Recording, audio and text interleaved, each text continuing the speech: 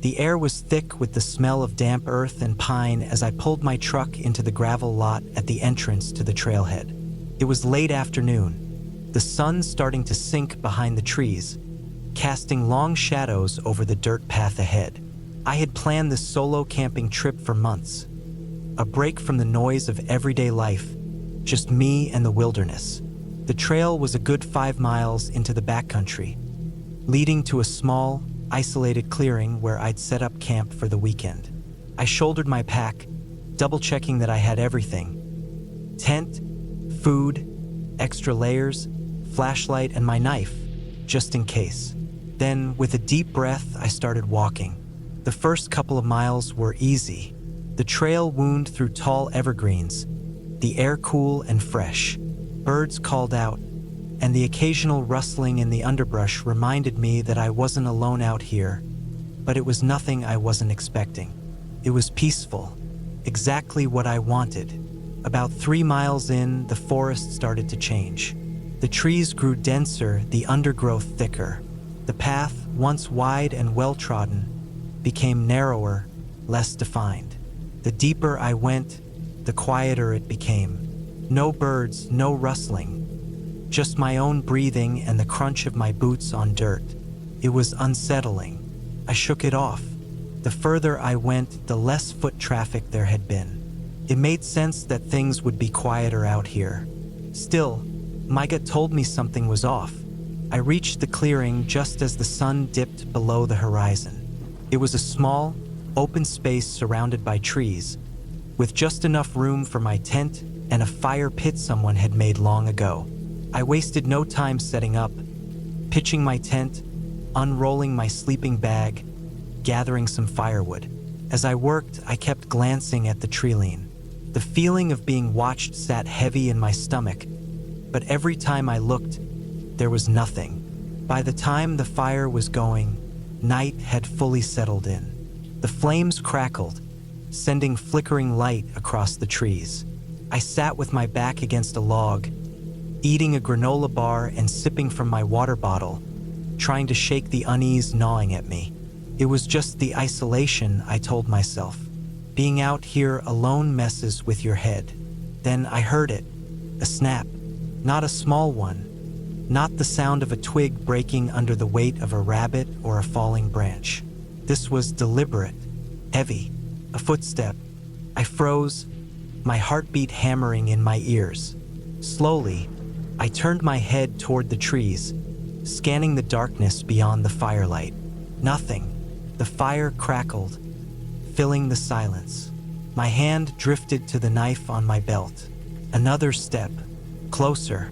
I stood up, knife in hand, eyes locked on the treeline. Hello! My own voice sounded foreign out here, too loud, too shaky. No response, just the fire, the wind, and the deep, pressing silence beyond the trees. I told myself it was an animal, a deer maybe, a bear at worst, but I didn't believe it. Something was out there, standing just beyond the firelight, watching me. Minutes passed. Nothing happened.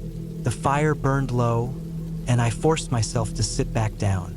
I wasn't about to pack up and leave over some snapped branches. I was being paranoid. I stayed up as long as I could, staring at the trees, but exhaustion eventually won. I climbed into my tent, zipped it up tight, and laid there, knife within reach. I listened, body tense, but heard nothing else. I must have fallen asleep at some point because I woke up to something moving outside my tent. It was soft at first, faint, the sound of someone or something breathing. I stayed still, barely daring to breathe myself. My fingers wrapped around the handle of my knife. Then the zipper on my tent moved. It wasn't the wind. It wasn't some random accident. It moved slowly, carefully, like someone was trying to be quiet. My body reacted before my brain could think. I lunged, shoving my hand against the zipper and yelling, my voice breaking from fear and adrenaline. The sound outside stopped. Silence.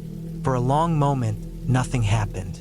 Then, fast, heavy footsteps, crashing through the underbrush, retreating into the trees. I sat there, knife clenched in my hand, heart pounding so hard I thought it would explode. I waited, listening, but whoever or whatever it was didn't come back. I didn't sleep again that night. As soon as the first light of dawn touched the sky, I packed my gear and left. I didn't run, but I walked fast, my head on a swivel the entire way back. When I finally reached my truck, I threw my pack in the bed, jumped into the driver's seat, and locked the doors. My hands were shaking as I started the engine. I never looked back. I don't know what I saw or didn't see that night, and I don't want to. I haven't been camping alone since.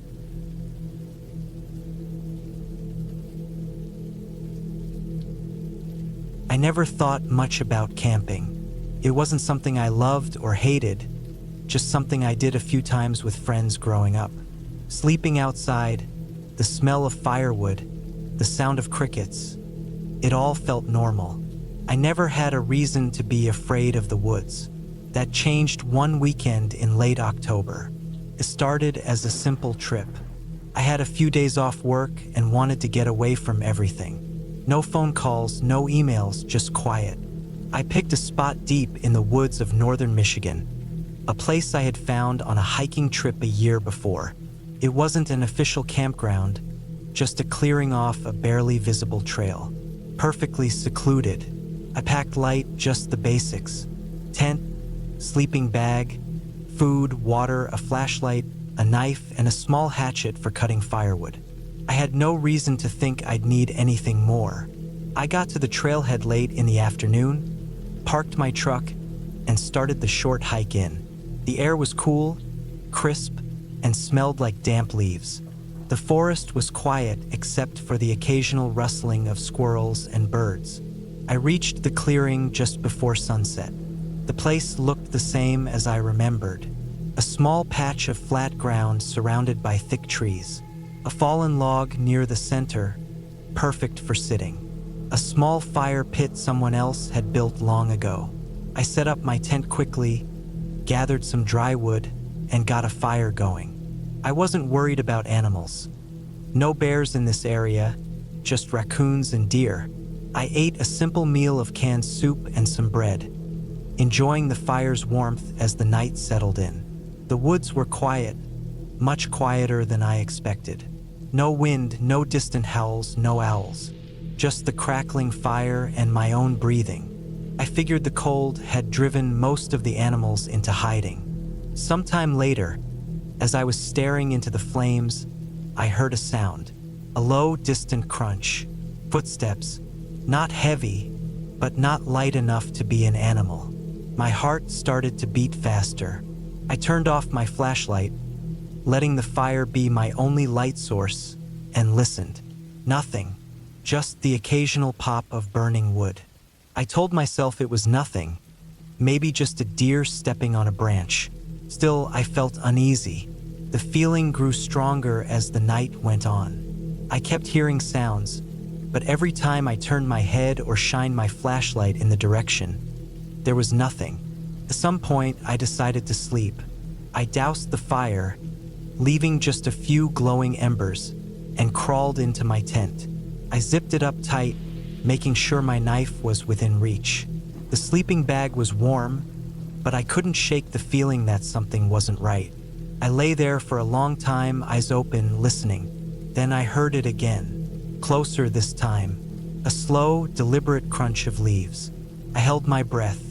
Another step, then another, right outside my tent. I gripped my knife tight, every muscle in my body locked. The sound stopped. Silence. I didn't move. I didn't breathe. Then the softest noise, just the slightest shift of fabric. Something was touching my tent. I bolted upright, knife in hand, ready to tear through the fabric if I had to.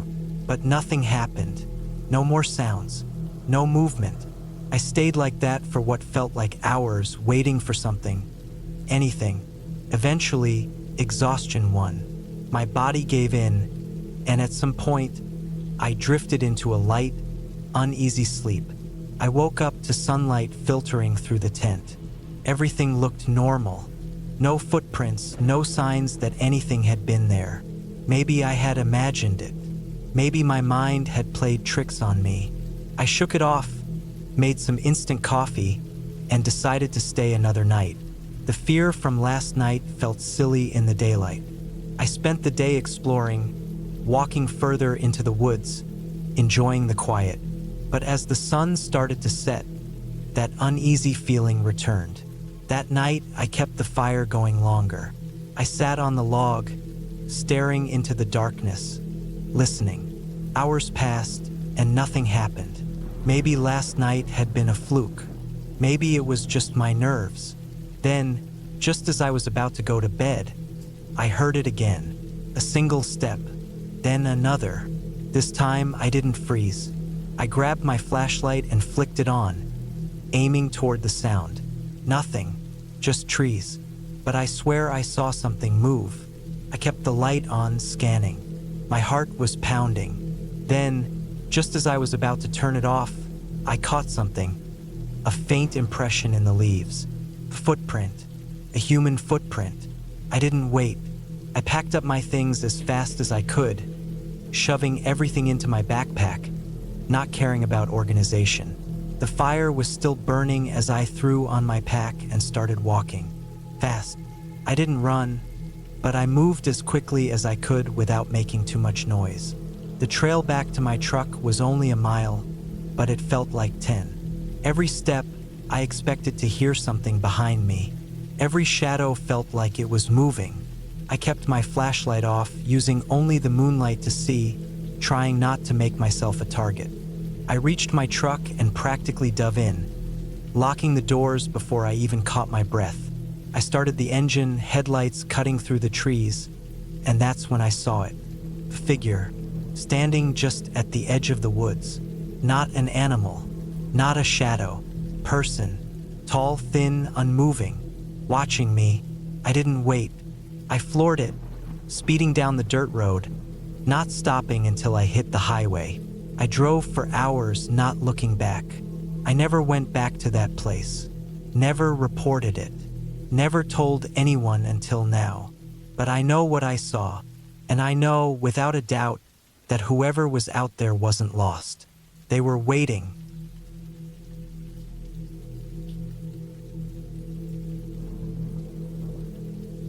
The air smelled of damp earth and pine needles as I pulled my truck into the gravel clearing, the tires crunching softly over scattered twigs and rocks. The sun was starting to dip below the tree line, casting long, dark shadows over the campsite. I had picked this spot carefully, far enough from town to be isolated, but not so deep in the wilderness that it was reckless. It was a solo trip, something I hadn't done in years. Just me, my tent, my rifle, and the stillness of the woods. After killing the engine, I stepped out and stretched, taking in the silence. A light breeze rustled the leaves overhead, and somewhere far off, a bird let out a single, high-pitched call before falling silent. It was peaceful. That's what I wanted. A break from the noise, the responsibilities, the constant pull of obligations. Just a few days to clear my head. I unloaded my gear quickly, setting up my tent a few feet from the fire pit someone else had left behind. The remnants of old, charred logs sat in a loose pile, their blackened edges crumbling as I nudged them with my boot. I set up my chair, gathered some kindling, and started a small fire as dusk settled in. The glow flickered against the trees, making their trunks stretch and warp in the dim light. Dinner was simple. A can of chili heated over the fire and a few swigs from my flask. As the night deepened, the woods came alive with the usual sounds. Insects hummed, distant owls hooted, and occasionally, I could hear something moving through the underbrush, probably deer. I had spotted a few tracks earlier while gathering firewood. I stayed up for a while, enjoying the warmth of the fire, letting the night wrap around me. But as the flames died down, I felt the air shift. The wind had stopped. The usual hum of the forest had faded. It was that kind of silence that presses in on you, makes you feel like something is waiting just beyond the light. I shrugged it off. My mind was just playing tricks. I crawled into my tent, zipped the flap shut, and laid back on my sleeping bag, listening.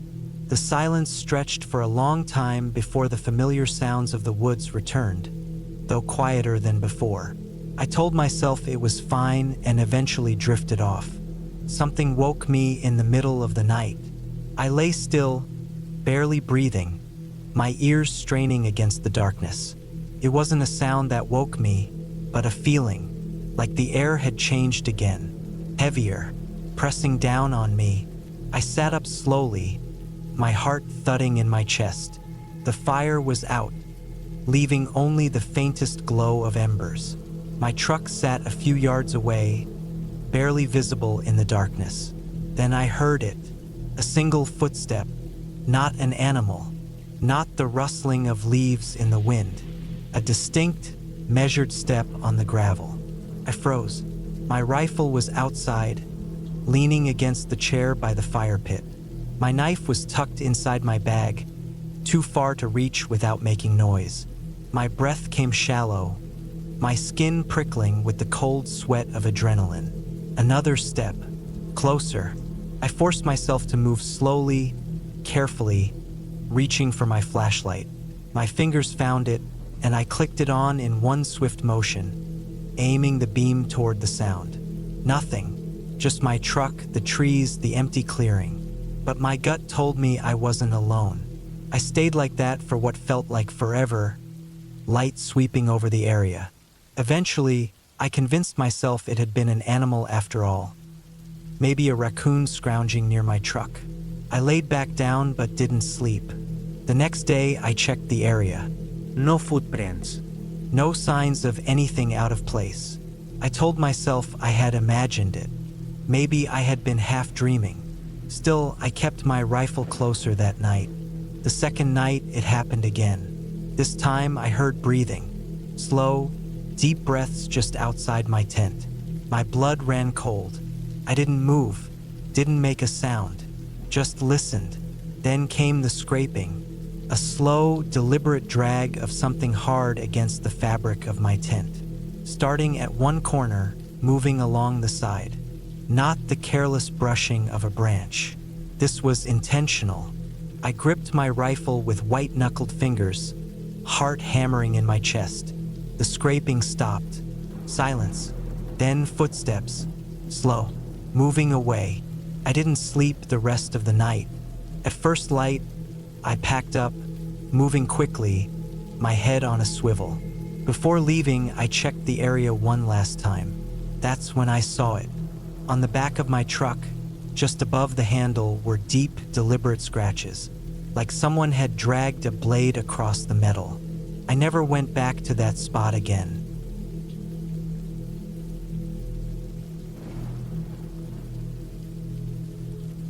I don't even know where to start. It's been weeks, and I still can't shake this feeling, like something is watching me. I know how crazy it sounds. I know no one believes me, but I was there. I lived it. It started as just a regular camping trip. I wanted to get away from everything, work, noise, people. I just needed a break. So, I packed up my gear, loaded up my truck, and drove out to a remote spot in the woods. It wasn't some popular campground with bathrooms and picnic tables. It was real wilderness, untouched, quiet, just how I wanted it. The drive took hours, winding roads through dense forest, no houses for miles. The last stretch was on a dirt road barely wide enough for my truck. Trees pressed in on both sides, their bare branches scratching against my windows like fingers. It felt isolated, but that was the point. I found a spot near a small clearing, not too far from a river. It looked perfect. No signs of people, no trash, no footprints, just nature. I set up my tent, gathered firewood, and sat by the fire, listening to the wind in the trees. Felt peaceful, at least at first. The first night was quiet. Too quiet. No owls, no crickets, nothing. just the wind. I remember thinking it was strange, but I ignored it. I told myself I was just overthinking things. The silence stretched on, pressing in around me. I barely slept, kept waking up, listening, but nothing happened. The next day, I hiked a bit, followed the river upstream. The forest was thick, the air cold. I felt off, like I was being watched, but every time I turned, nothing was there, just trees stretching on forever. I shook it off, just my imagination. That night, I heard something. It was late, the fire just embers, and I was half asleep. A noise, branches snapping. Not wind, not an animal. Heavy, purposeful, close. I sat up, heart pounding. Listened. Nothing. I grabbed my flashlight, shined it into the trees. The beam cut through the dark, but I saw nothing. No eyes reflecting back, no movement, just trees, dead silent. I told myself it was a deer, maybe a bear, but I didn't believe it. I kept the fire going all night, dozing in and out, jerking awake at every little sound. I thought about packing up and leaving, but I told myself I was being ridiculous. I wasn't some scared kid. It was just the woods, just nature. The next day, I felt like hell. I was tired, jumpy. I tried to shake it off, went fishing, tried to enjoy myself, but I couldn't. Every time I turned, I expected to see something. A shadow, person, something, but the woods were empty. That night, it happened again. The sound, closer, slow, deliberate steps just beyond the firelight. My skin crawled. I gripped my knife, barely breathing. I wanted to call out, to scare whatever it was away, but I couldn't. I just sat there, listening. The steps stopped. I felt it. Something just beyond my vision, standing there, watching. I snapped. I grabbed my flashlight, bolted up, shined it into the trees. Nothing. But I knew I wasn't alone. I didn't sleep. I sat there, knife in my lap, waiting. Morning couldn't come fast enough. As soon as the sun rose, I packed up. I wasn't staying another night. I hiked back to my truck, moving fast. I just wanted to get out. But when I got there, my stomach dropped. The driver's side door was open. I knew I locked it. I was sure. My hands shook as I checked inside. My stuff was still there, nothing missing, but on the seat there was dirt, like someone had sat there. I didn't think. I just got in, locked the doors, and started the engine. The road out felt longer, the trees pressing in, watching. I didn't breathe until I hit pavement, until I saw houses again. I don't know who was out there. I don't know what they wanted, but I know they were watching me, waiting. I haven't been camping since, and I don't think I ever will.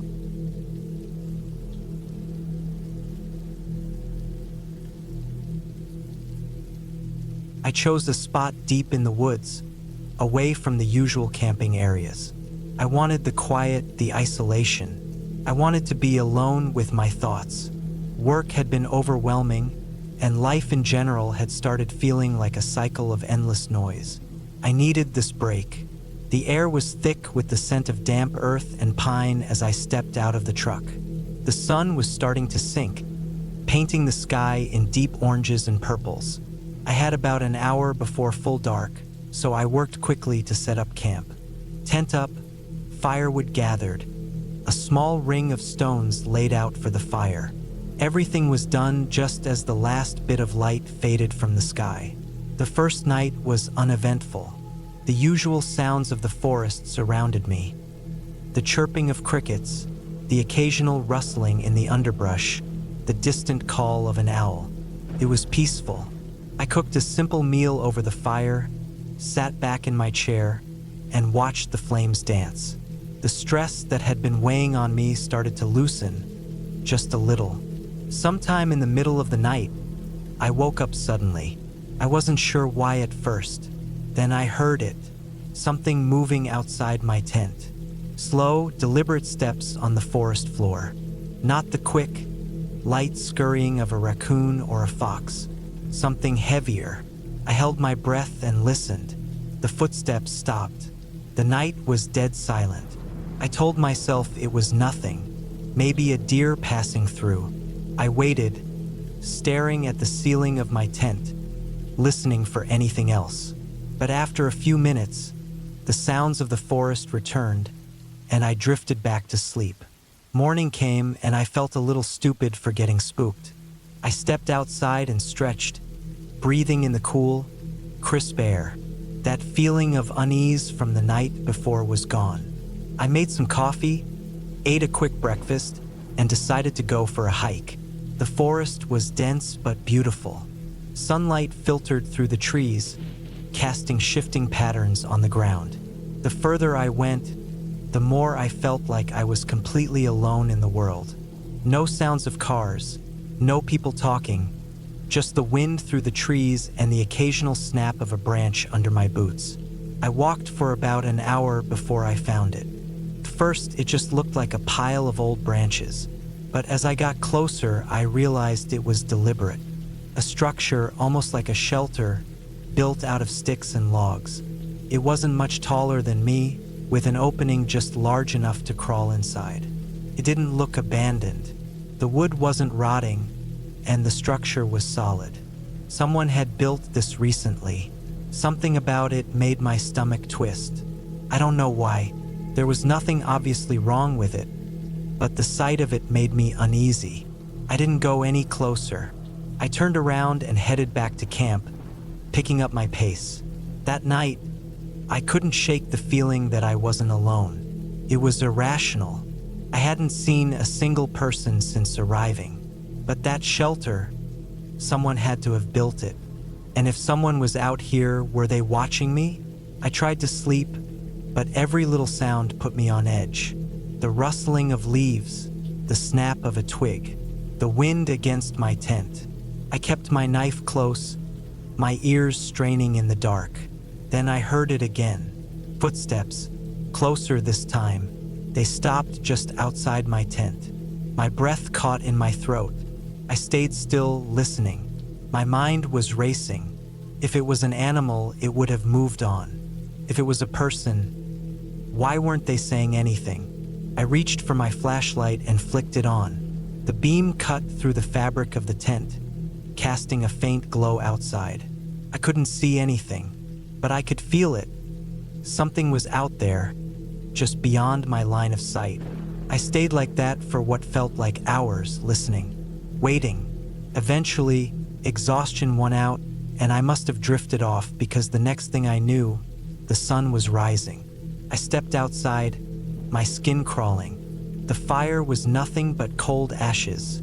The woods around me silent. But something was off. I felt it before I saw it.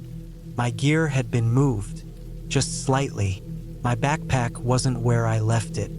My knife, which I had placed beside me before falling asleep, was now on the other side of the tent. My food, which I had stored in a sealed container, was sitting open, untouched. Someone had been here. While I was sleeping, I packed up camp faster than I ever had in my life. My hands were shaking. My heart pounded in my chest. I didn't bother eating. I just wanted to get the hell out of there. As I threw my gear into the truck, I noticed something in the dirt near my campsite. Footprints. Not mine. Larger than mine. I didn't stop to think. I got in my truck, started the engine, and drove. I didn't look back. I don't know who or what was out there with me. I don't want to know. But I do know one thing. I'll never go camping alone again.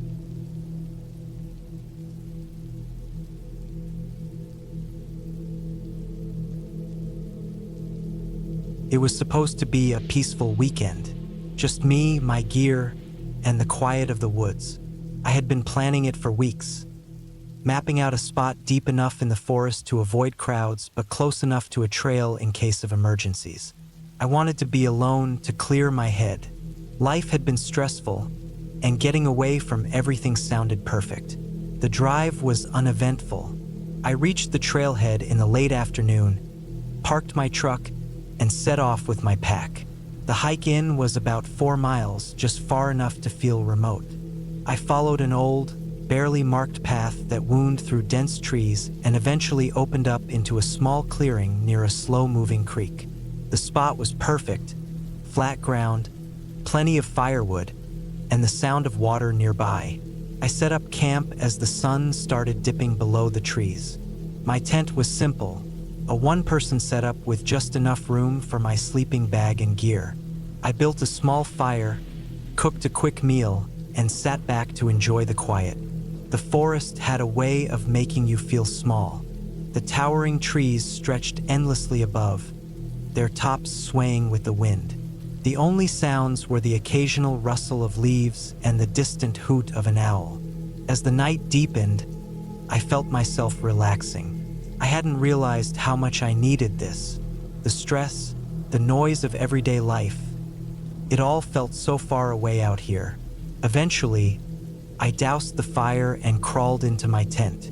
The night was cold but not unbearable, and I fell asleep to the soft chirping of crickets. I woke up suddenly. At first, I wasn't sure why. The forest was silent, completely silent. No crickets, no wind, nothing.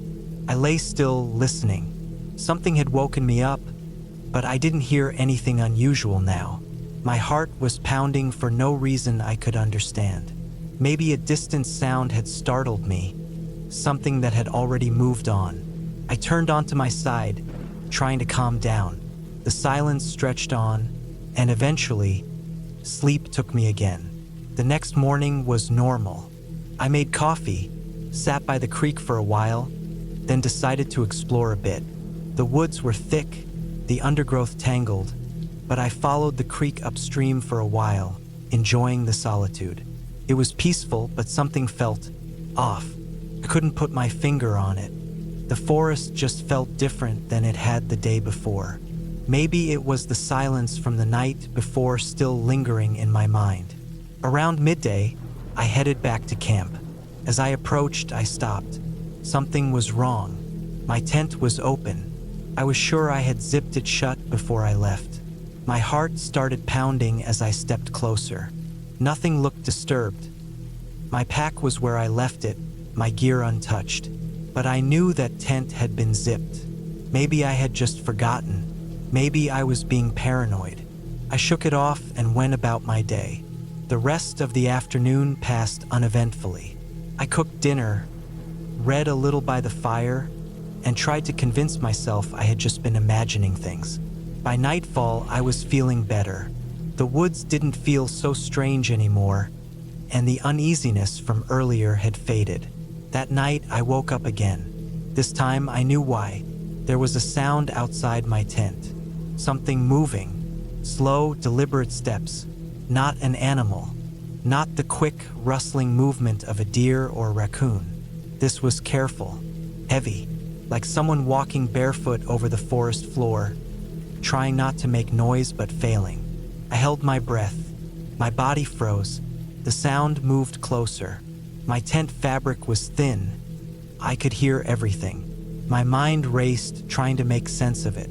I hadn't seen another person for miles. Who would be out here? The footsteps stopped just outside my tent. My pulse pounded in my ears. I listened, waiting, barely breathing. Minutes passed. Nothing. And then the zipper moved. A slow, careful tug from the outside. Just an inch. Then another. My blood ran cold. I couldn't move. I didn't have a weapon within reach, just my small camping knife still in my pack. The zipper stopped. Silence stretched on. I stayed frozen, muscles locked, barely daring to breathe. Then, as suddenly as it started, the sound was gone. No retreating footsteps, no rustling. Just silence. I don't know how long I lay there, staring at the tent wall, too afraid to move.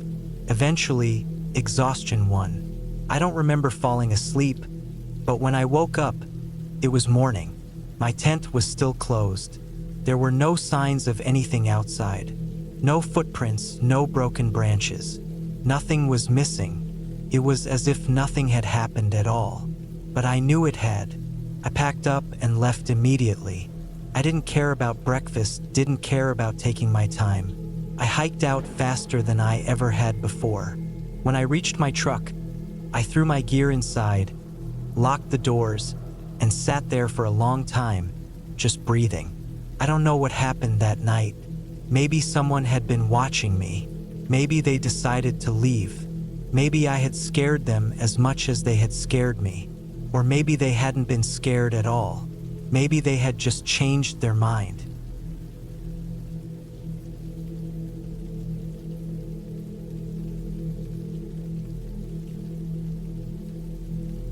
I had always liked the outdoors.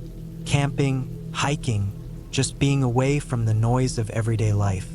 It was the kind of escape that made me feel lighter, like I could breathe without all the weight of work, bills, and city life crushing down on me. So when I had the chance to take a week off, I packed up my gear and headed out to a spot I had never been before.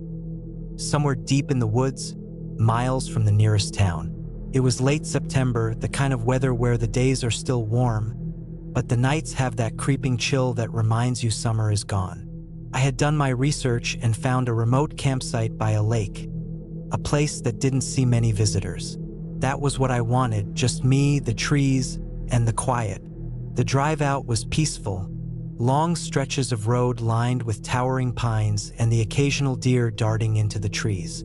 When I finally arrived at the turnoff for the campsite, the road became rough, more dirt and gravel than pavement. My truck rattled over the uneven ground as I made my way deeper into the forest. By the time I reached the site, the sun was getting low in the sky. The lake spread out in front of me, dark and still, reflecting the orange glow of the setting sun. It was beautiful. The trees stretched high above me, their branches swaying slightly in the breeze. There was no sign of anyone else around, just how I liked it. I set up my tent a few yards from the water, close enough to hear the gentle lapping of the waves. The air smelled fresh, a mix of pine and damp earth. After unpacking, I built a fire, cooked a simple meal, and sat back to enjoy the quiet. But as the sun dipped below the horizon, that quiet started to feel different, heavier.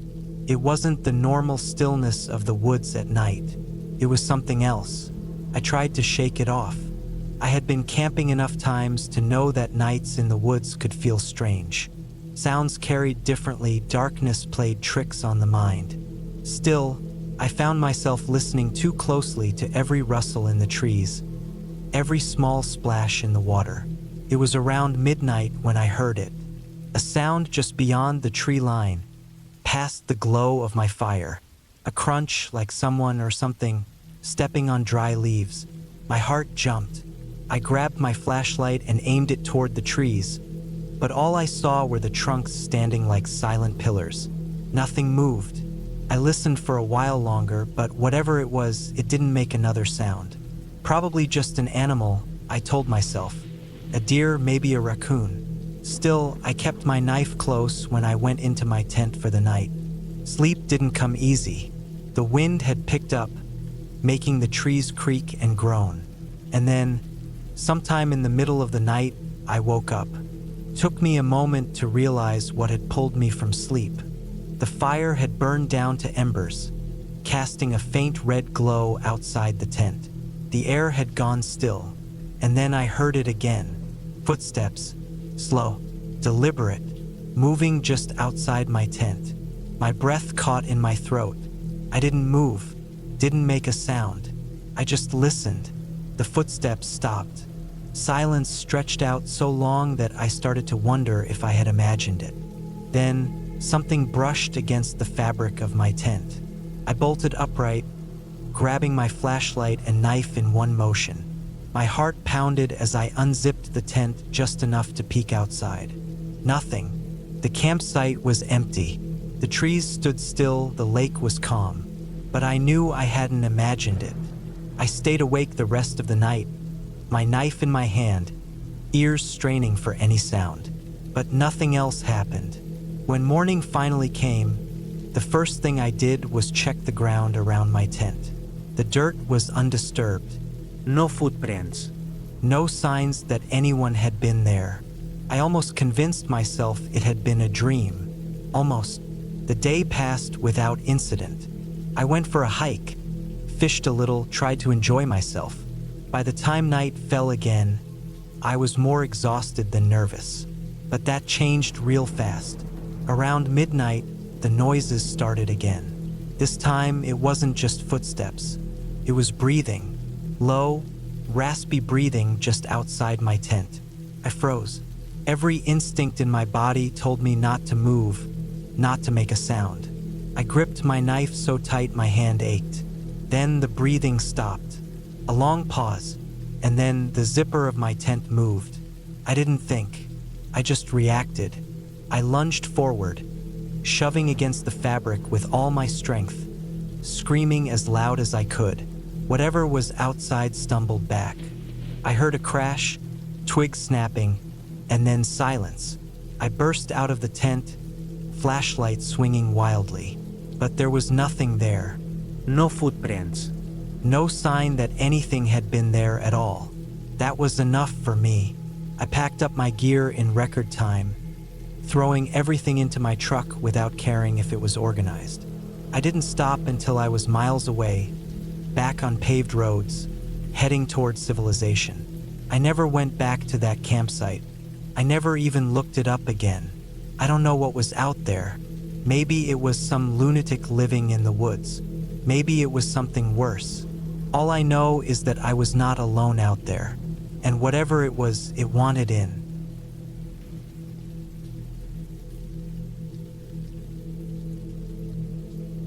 I don't know why I agreed to go on that trip. Maybe it was boredom. Maybe I just wanted a break from work. Or maybe I just wanted to prove to myself that I wasn't afraid of being alone in the woods. I had done plenty of camping before, but never solo. There was something about the idea that felt off, but I ignored it. I convinced myself I was overthinking it, that it was just my brain making up problems where there weren't any. I packed light, a tent, a sleeping bag, some food, a flashlight, my hunting knife, and a few other essentials. The plan was simple. Hike a few miles into the woods, set up camp near the lake, spend a couple of nights enjoying the quiet, then head back. No distractions. No phone, except for emergencies. Just me and nature. The drive out was uneventful. I took the old highway out of town, turning onto a dirt road that led deeper into the forest. It wasn't well maintained, but I managed. The trailhead wasn't marked, but I had a map. The area wasn't exactly a tourist spot, which was what I wanted. No people, no noise, just peace. I parked my truck in a small clearing and grabbed my gear. The trail was narrow, winding through thick trees. The deeper I went, the quieter everything became. No cars, no distant sounds of civilization, just the crunch of leaves under my boots and the occasional chirp of birds. It was calming in a way. After about 2 hours of hiking, I found the lake. It was small but beautiful, the water still and clear, reflecting the trees around it. Perfect spot. I set up my tent a few feet from the shore, got a fire going, and made some food. The first night was uneventful. I sat by the fire, listening to the sounds of the forest, letting my mind wander. When I finally crawled into my tent, I felt good, relaxed.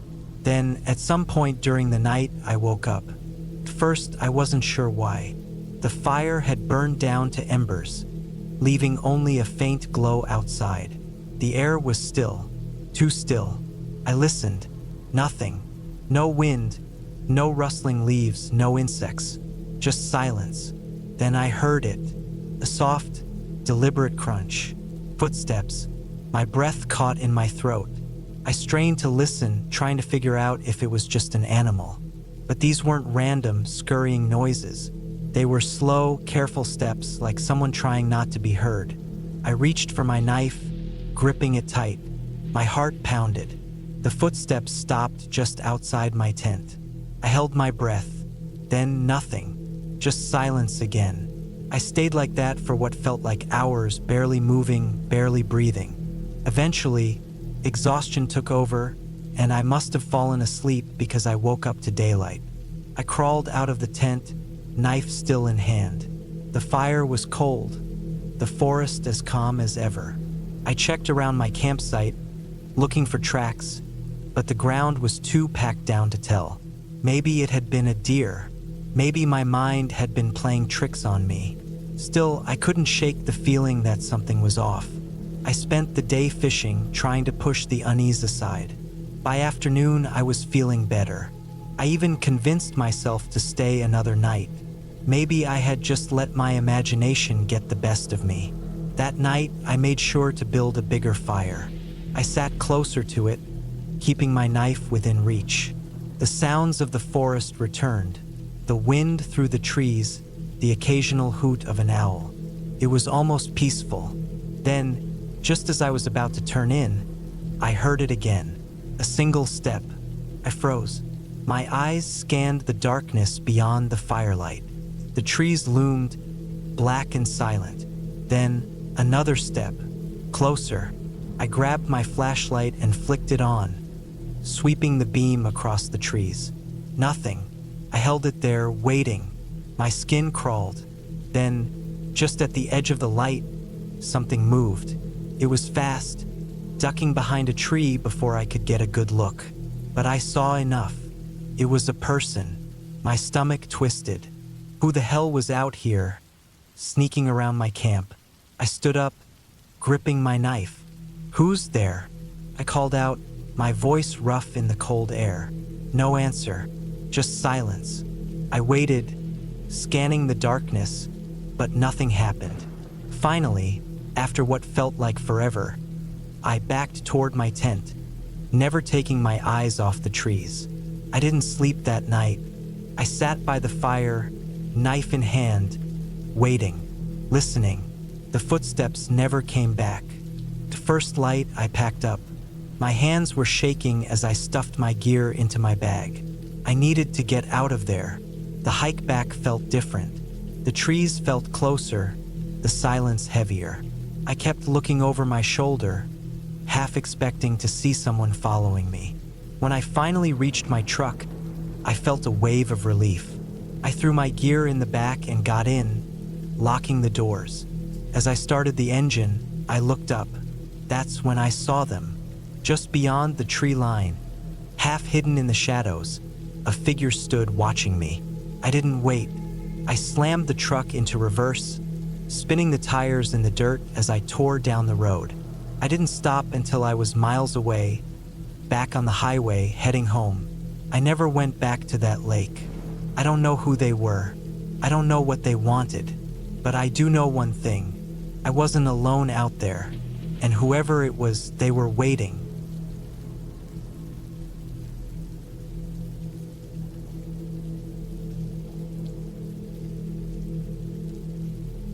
I never liked camping alone.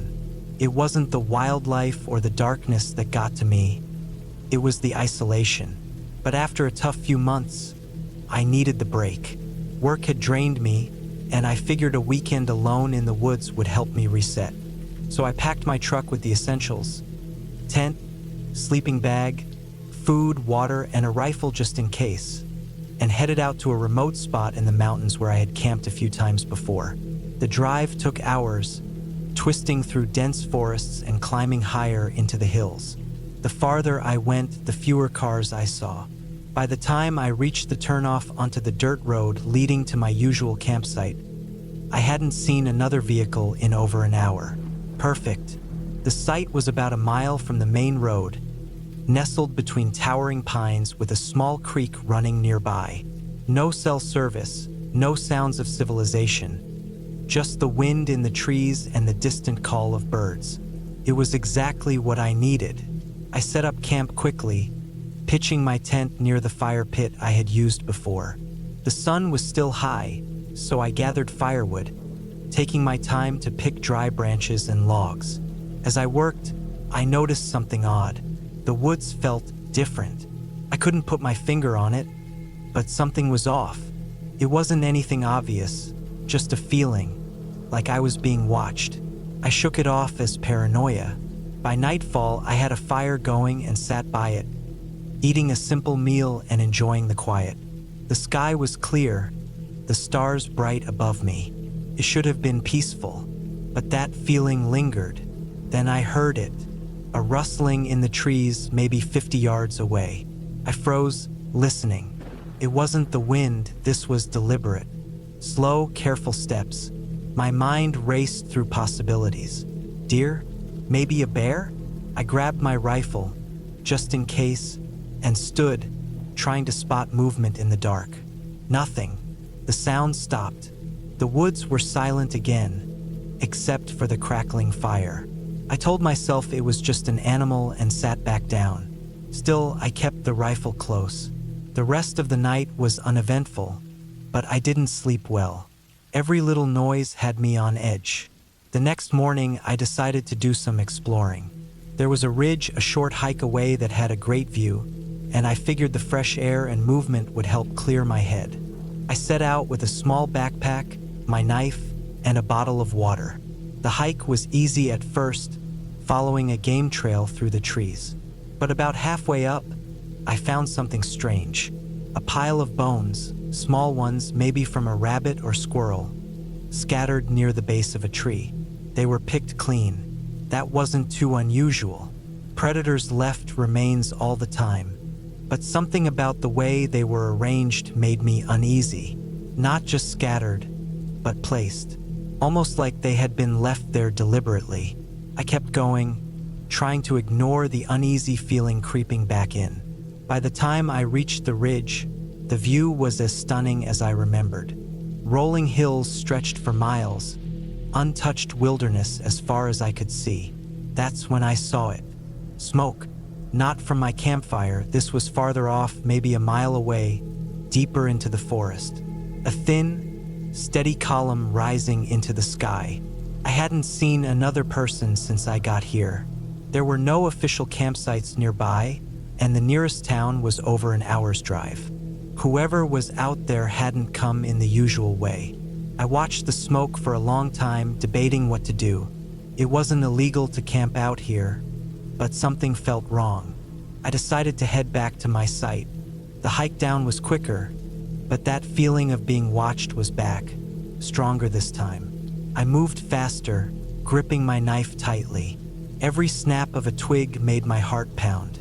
When I reached my camp, everything was as I left it. The fire pit, the tent, my gear untouched. But I couldn't shake the feeling that something was wrong. I stayed close to camp the rest of the day, keeping my rifle nearby. As night fell, I built the fire higher than usual. The woods felt too quiet. No distant hoots of owls, no rustling in the underbrush, just silence. I barely slept. Around 3 a.m., I woke up suddenly, not to a sound, but to the absence of one. The fire had burned down to embers, casting weak light around the campsite. My skin prickled. Something was out there. Then I heard it. A footstep. Close. I reached for my rifle, my heart hammering. Another step, just beyond the edge of the dying fire's light. I stood up slowly, trying to control my breathing. "Hello," I called, my voice rough and low. No response. Then something moved, a shadow shifting between the trees. Not an animal, person. I raised my rifle, aiming toward the movement. "I'm armed. If you don't speak, I'll assume you're a threat." Silence. Then, slowly, deliberately, the shadow stepped back into the woods and disappeared. I didn't wait. I threw my gear into my truck, leaving the tent behind. As soon as the engine roared to life, I hit the gas, tearing down the dirt road back toward the main road. In my rearview mirror, I saw a figure standing at the tree line, just beyond my campsite, watching. I didn't stop driving until I hit the highway. Even then, I kept checking the mirrors, half expecting to see someone following me. I never went back to that campsite. I still don't know who or what was out there, but I know one thing for sure. I wasn't alone, and whoever was watching me, they wanted me to know it.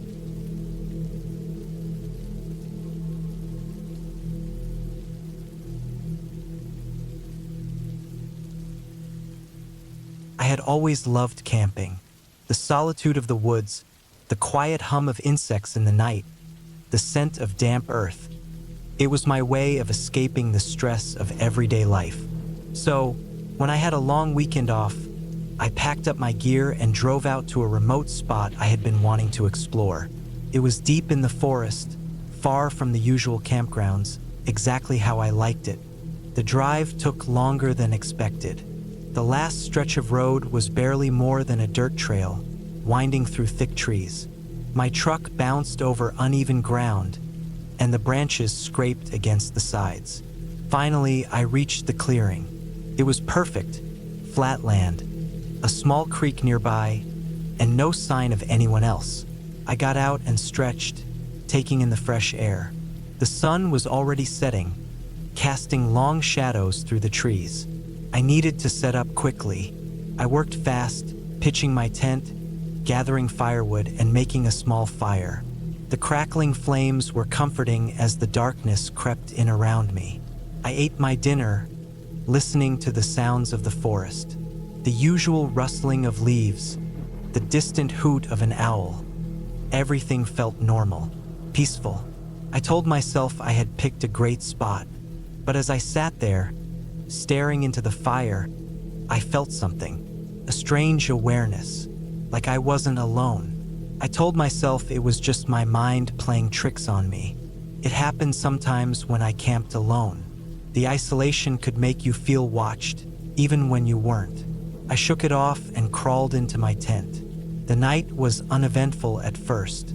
I fell asleep quickly, the exhaustion from the drive catching up to me. But something woke me up, a sound outside the tent, a soft crunch like a footstep. My eyes snapped open, and I held my breath. The fire had burned down to embers, casting a faint glow through the fabric of the tent.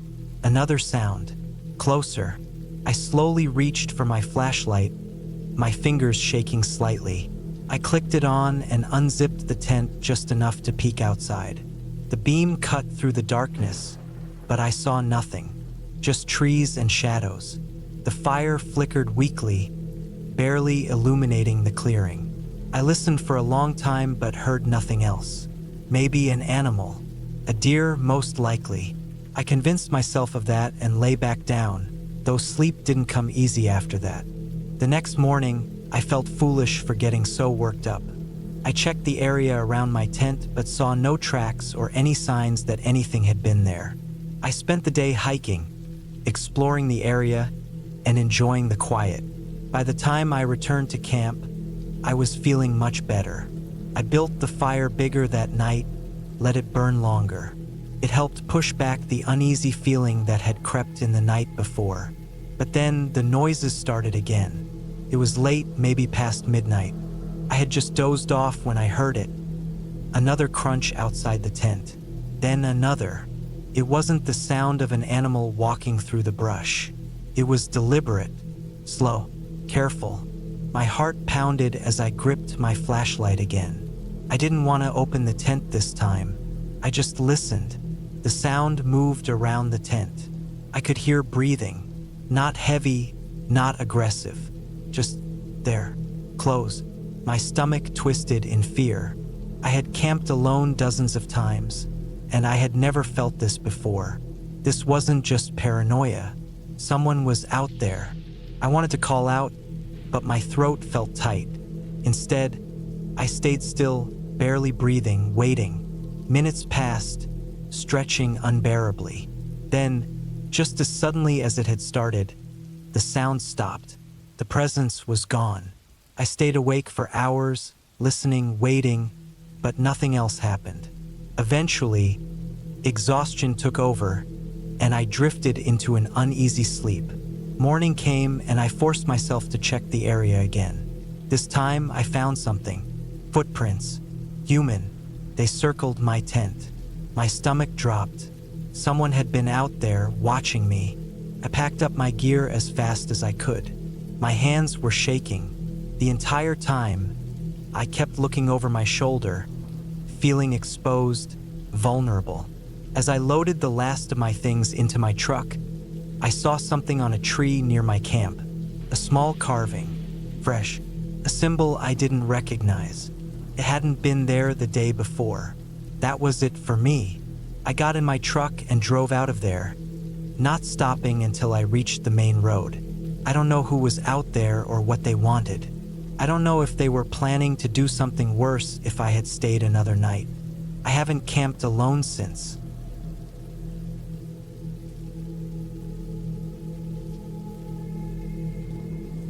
I never really enjoyed camping, but every once in a while, I let myself get talked into it.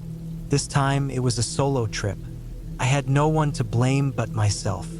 I had been feeling restless for weeks, like I needed to get away from everything. Work, people, the endless cycle of noise. So, I packed up my gear, picked a quiet spot deep in a national forest, and drove out early on a Friday morning. The drive was peaceful, a long stretch of two-lane highways winding through thick trees and open fields. The air smelled like summer, warm pine and damp earth. I reached the trailhead in the afternoon, shouldered my pack, and started hiking. The path was barely marked, just a narrow dirt trail cutting through the underbrush. It felt isolated, exactly what I wanted. I walked for about 3 hours before I found a clearing near a small creek. The ground was mostly flat, and there was enough space for my tent and a small fire. After setting up camp, I sat by the water, letting the quiet settle in. It was strange being out there alone, surrounded by nothing but trees and the occasional rustle of wind through the leaves. The sun sank lower, turning the sky shades of orange and red. I built a fire, cooked a simple meal, and sat staring at the flames until my eyelids grew heavy. Sometime in the night, I woke up. At first, I wasn't sure why. The fire had burned down to glowing embers, and the air was still, the kind of silence that presses against your ears. Then I heard it, a soft, steady crunch of footsteps in the woods. It wasn't an animal. I've heard deer, raccoons, even the occasional bear moving through the brush. This was different. The steps were careful, deliberate. Someone was out there. I stayed perfectly still, barely breathing. The sound moved closer, stopping just beyond the tree line. I couldn't see anything in the darkness, just the faint shapes of trees against the sky. My heart hammered in my chest. I reached for the knife I kept in my tent, gripping it tightly. Minutes passed. The footsteps didn't move. They just waited. Then, as suddenly as they had started, they were gone. I didn't sleep much after that. I lay awake, listening, my body tense with adrenaline. Eventually, the first hints of dawn crept through the trees, turning the darkness to gray. I stepped out of my tent, my breath visible in the cool morning air. The forest was quiet, undisturbed, like nothing had happened. But then I saw them, footprints, human footprints. They circled my campsite, stopping just a few feet from my tent. I packed up fast. I told myself it was probably just a lost hiker who saw my fire and wandered too close. But deep down, I knew that wasn't true. The steps had been too careful, too quiet. I hiked back toward my car, my ears tuned to every sound. The forest felt different now, like something was watching. I kept looking over my shoulder, expecting to see someone following, but I never did. When I finally reached my car, I threw my gear in the back and locked the doors.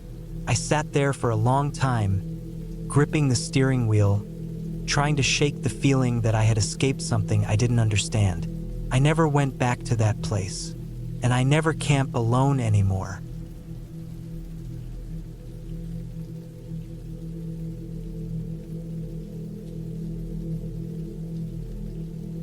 It wasn't my first solo trip, but something about this one felt different.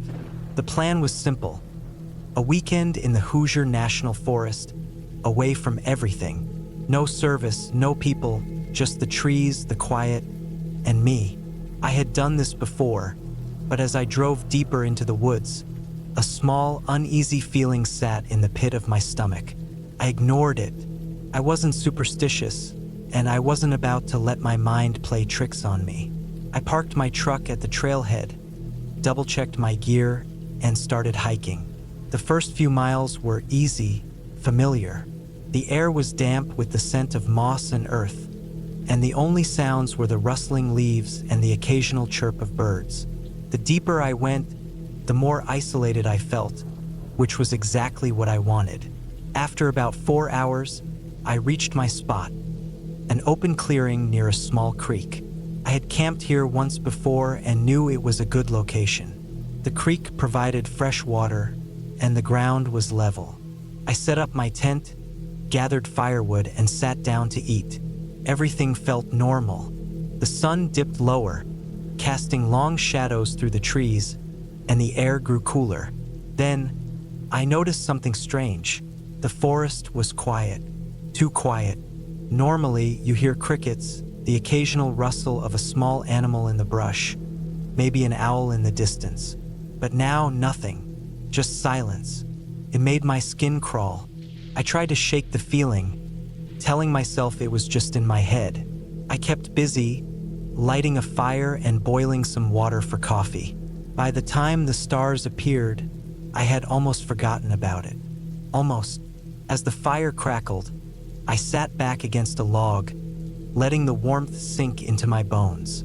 That's when I heard it. A crunch. A single, deliberate step in the woods behind me. My breath caught in my throat. I turned slowly, my eyes scanning the darkness beyond the fire's glow. Nothing. Probably an animal, I told myself. A deer, maybe a raccoon. But then, another step. Closer. Heavier. My heartbeat pounded in my ears. I grabbed my flashlight and shone it into the trees. Nothing moved. The light only reached so far, leaving deep shadows between the trunks. I waited, holding my breath, listening. Silence. I told myself I was being paranoid, but I couldn't shake the feeling that I wasn't alone. Still, I forced myself to act normal, to move slowly, not wanting to show fear. I put more wood on the fire, making it blaze higher. Fire was a good deterrent. If there was something out there, it would keep its distance. Hours passed. The fire burned low, and exhaustion pulled at me. I convinced myself it was nothing, just the usual nighttime sounds amplified by my imagination. I crawled into my tent, zipped it up tight, and lay still, listening. I don't know how long I slept before something woke me. A sound soft, almost imperceptible. Breathing, not mine. It was right outside my tent. My body went rigid. I didn't move, barely dared to breathe. My mind raced. Was it an animal? A bear? No, bears don't breathe like that. This was slow, measured. Human. I clenched my jaw, willing myself to stay calm. The tent fabric was thin. Whatever was out there could slice through it in an instant. I reached slowly for my knife, gripping it tight. The breathing continued, steady, deliberate. Then a zipper. Not mine. A slow, careful tug at the entrance of my tent. Someone was trying to open it. I shot up, my heart hammering. "Hey!" I yelled, trying to sound bigger, meaner, more in control than I felt. Silence. Then, footsteps, fast, retreating. I fumbled for my flashlight, unzipping the tent in one quick motion, shining the beam into the woods. Trees. Nothing else. I listened, my ears straining for any sound. The footsteps had stopped. Whoever it was, they were still out there, watching, waiting. I packed up. Fast. I wasn't waiting until morning. The fire had died to embers, casting long, twitching shadows. I stuffed my gear into my pack, keeping my knife in my hand. My truck was 4 miles away. I wasn't staying to see who or what came back. The hike back was the longest of my life. Every crack of a branch, every rustle of leaves made my nerves jump. I didn't run, but I walked fast, flashlight cutting through the dark. I checked behind me every few steps. Nothing, but I could feel it. Something was there. I reached my truck just as the first light of dawn touched the sky. I threw my pack in the bed, locked the doors, and sat there for a minute, catching my breath. My hands were shaking. As I turned the key, my headlights lit up the trailhead, and that's when I saw it. Footprints. Fresh in the mud, leading away from where I had just come. I never went back to that part of the forest, and I never camped alone again.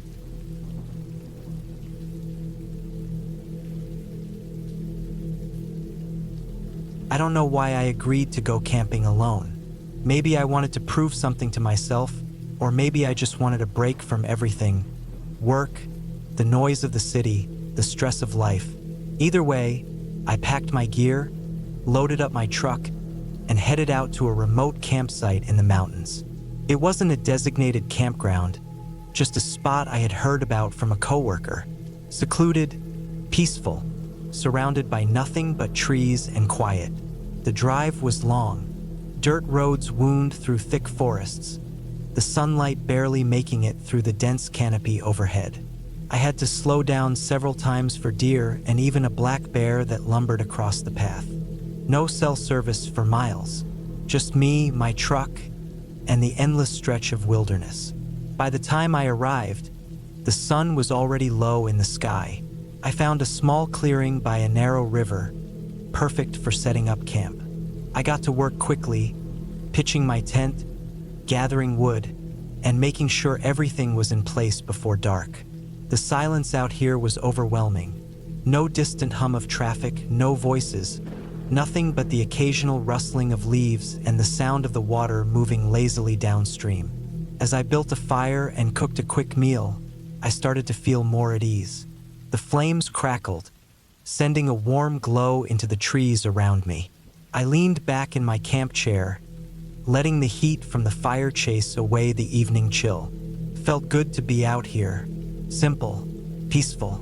Then I heard something, a rustling in the brush behind my tent. My body tensed. Probably an animal, I told myself. A raccoon, maybe a deer. I grabbed my flashlight and aimed it toward the trees. Nothing. The brush swayed slightly, but that could have been the wind. I listened for a few more minutes, then turned back to the fire. The uneasiness didn't leave, though. I felt like I was being watched. Every once in a while, I'd hear another soft movement in the woods, just enough to keep my nerves on edge. But there was nothing to see. No glowing eyes reflecting in the light. No shape moving through the darkness. Just my imagination running wild. I forced myself to relax. After finishing my meal, I banked the fire and climbed into my tent. The night air was cool and the sleeping bag was warm, but sleep didn't come easily. Every little sound outside made me open my eyes. I told myself it was normal, that I wasn't used to being this alone. Eventually, exhaustion won over and I drifted off. A sharp snap jolted me awake. My eyes shot open. I wasn't sure how long I had been asleep, but the fire outside was nothing more than glowing embers. I held my breath, listening. The sound had come from close by, too close. Then, footsteps. Not the light, quick steps of an animal. These were slow, deliberate. Someone was walking around my campsite. My chest tightened. I reached for my knife, my hand shaking slightly. The steps moved past the tent, then stopped. Whoever it was, they were standing just outside. I strained to hear anything, breathing, movement, but there was only silence. Long, heavy silence. I didn't move, didn't make a sound. The fabric of the tent felt paper-thin between me and whoever was out there. My mind raced. Who would be out here this late? I had seen no other vehicles, no other signs of people for miles. Had someone followed me? Had they been out there the whole time, watching me? Minutes passed. Nothing happened. Then the footsteps started again, moving away, slowly fading into the distance. I waited, barely breathing, until I couldn't hear them anymore. I didn't sleep after that. I just lay there, gripping the knife, listening to every sound outside. The wind through the trees, the occasional snap of a branch, the distant hoot of an owl. But nothing else. No more footsteps. No more signs of whoever or whatever had been out there. At first light, I got out of the tent, my heart still pounding. My camp looked untouched. The fire was still smoldering. My gear was where I had left it. But then I saw them. Footprints. Human footprints in the dirt, circling my tent. I packed up faster than I ever had in my life. I didn't eat, didn't take a break, just shoved everything into my truck and got out of there. The drive back felt endless. Every twist in the road, every shadow between the trees made my stomach clench. I didn't stop until I was miles away, back on paved roads, back where there were people and streetlights and noise. I never found out who was out there that night. Maybe I don't want to know. All I know is that I won't be camping alone again.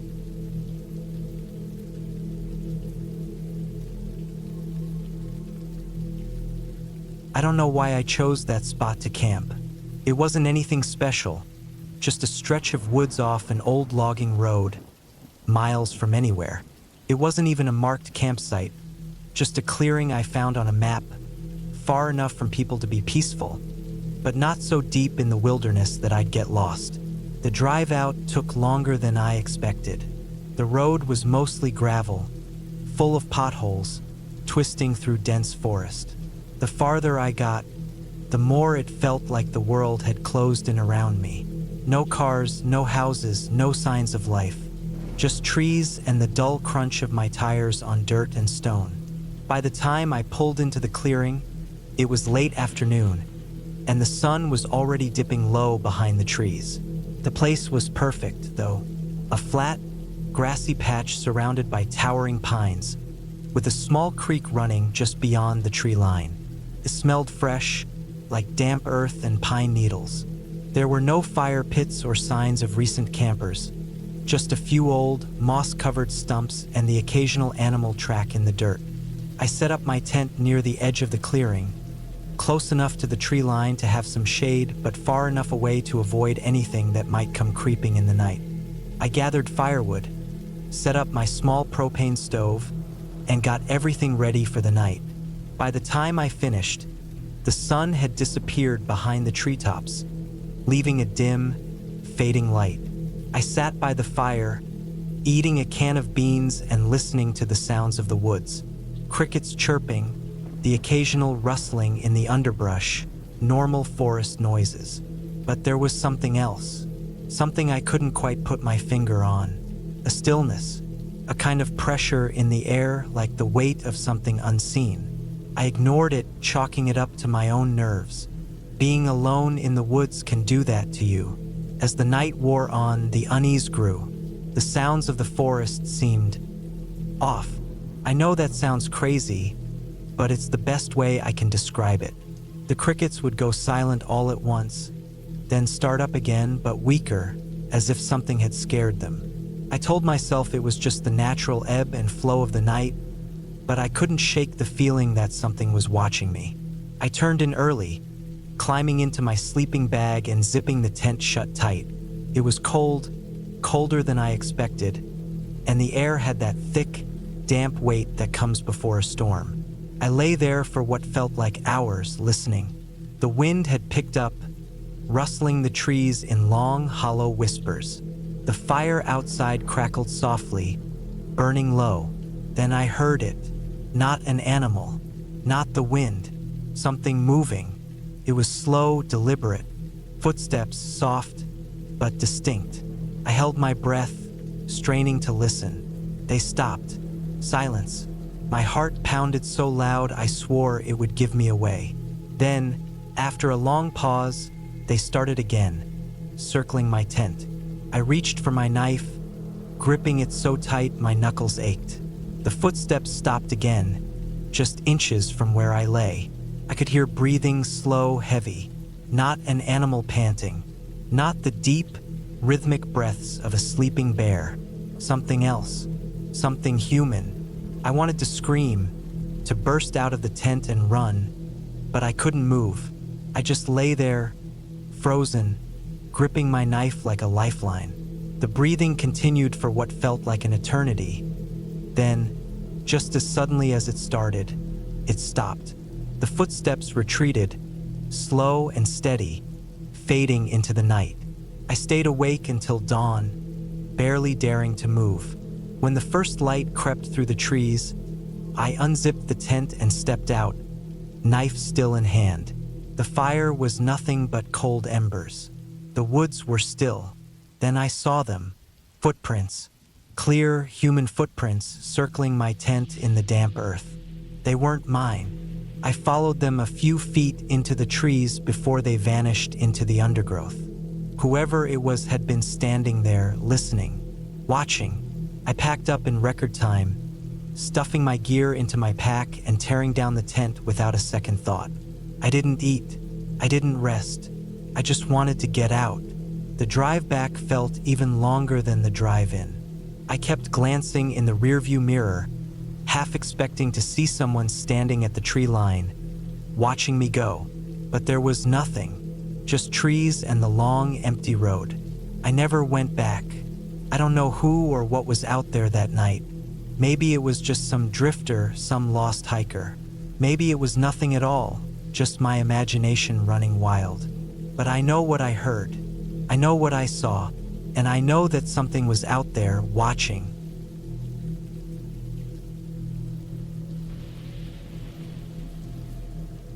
I should have known something was wrong when I first stepped out of my truck. The air was heavy, thicker than it should have been for an early fall evening in the woods. There was a smell too, faint but distinct, like damp earth mixed with something metallic. I ignored it. I was too tired to care. It had been a long drive. I had planned this trip for weeks. 2 nights alone in the woods, just me, my tent, and my gear. A break from work, from people, from noise. I parked at the trailhead, checked my pack, and started the short hike to my campsite, about 2 miles in. It was a familiar area, one I'd camped in before, but something felt off this time. The woods were too quiet. No birds, no insects, just the sound of my own footsteps crunching over fallen leaves. I told myself I was imagining things. I found my spot, a small clearing beside a creek, and started setting up. My tent went up first, then the fire pit. As I gathered wood, I couldn't shake the feeling that something was watching me. I kept glancing over my shoulder, expecting to see someone standing at the edge of the trees, but there was never anything there. By the time the fire was going, the sun was sinking. The woods felt even heavier in the dark, like they were pressing in around me. I cooked a quick meal, ate by the fire, and tried to relax. But I couldn't. Every few minutes, I caught myself listening, waiting for a sound that never came. The silence was unnatural. I convinced myself I was just being paranoid, that I'd spent too much time online reading about missing hikers and strange disappearances. But deep down, I knew this was different. I crawled into my tent, zipped up my sleeping bag, and lay there, staring at the nylon ceiling, trying to ignore the unease twisting in my gut. At some point, I must have dozed off because I woke up to the sound of something moving outside my tent. Not an animal, something bigger. I held my breath, straining to listen. It was subtle, just the faintest crunch of leaves, like someone trying to move quietly. My heart pounded. I reached for the knife I kept next to my sleeping bag, gripping the handle so tight my knuckles ached. The sound stopped. Silence. Then, after what felt like forever, a soft, deliberate exhale. Right outside my tent. I froze. My skin went cold. Every instinct screamed at me to move, to do something, but I couldn't. I could hear my own heartbeat in my ears, my own shaky breath. I waited, expecting the zipper to move, for the thin fabric to press inward. But nothing happened, just silence again. I don't know how long I lay there, but eventually exhaustion won. I must have drifted off again, because the next thing I knew, it was morning. Sunlight streamed through the thin fabric of my tent.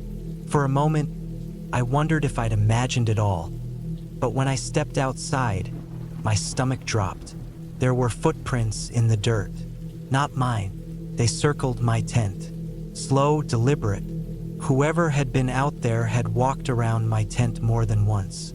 My brain scrambled for explanations. Maybe a hunter had wandered too close. But why would they walk around my tent in the middle of the night? I scanned the trees, looking for any sign of movement, but the woods were still. Too still. I told myself it was fine. It had to be fine. I wasn't going to let some weird footprints ruin my trip. I forced myself to eat breakfast, then decided to hike a few miles to clear my head. Maybe I'd run into other campers. Reassure myself that I wasn't completely alone out here. I didn't see a single person. No boot prints on the trails, no distant voices. Nothing. Just empty woods stretching for miles in every direction. By the time I made it back to camp, the sun was starting to dip again.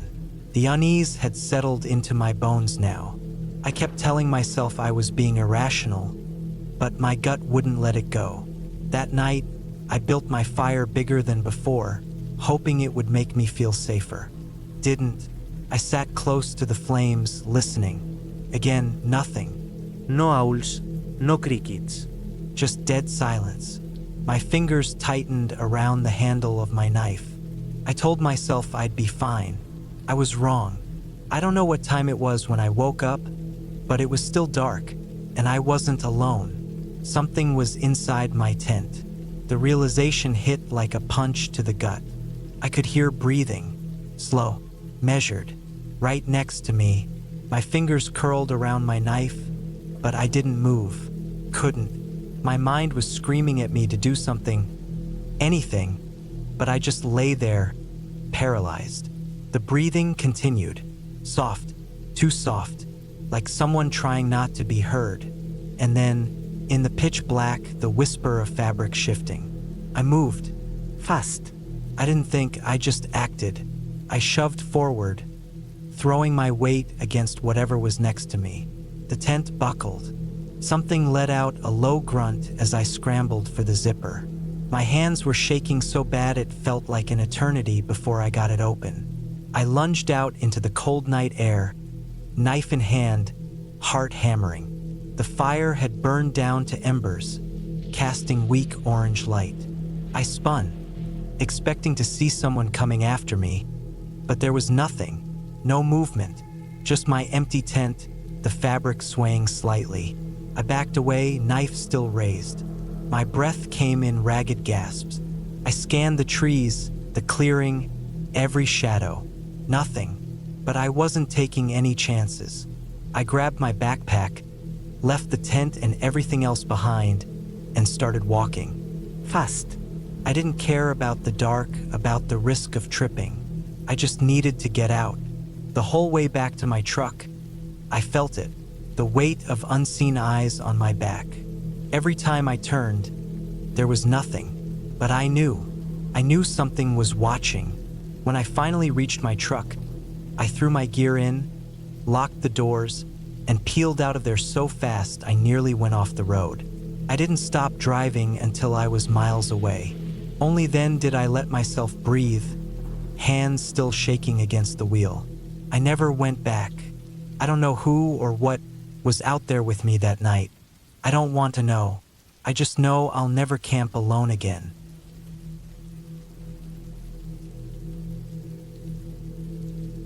I never liked camping much, but my friend Jason convinced me to join him and a few others on a trip to a remote area in the mountains.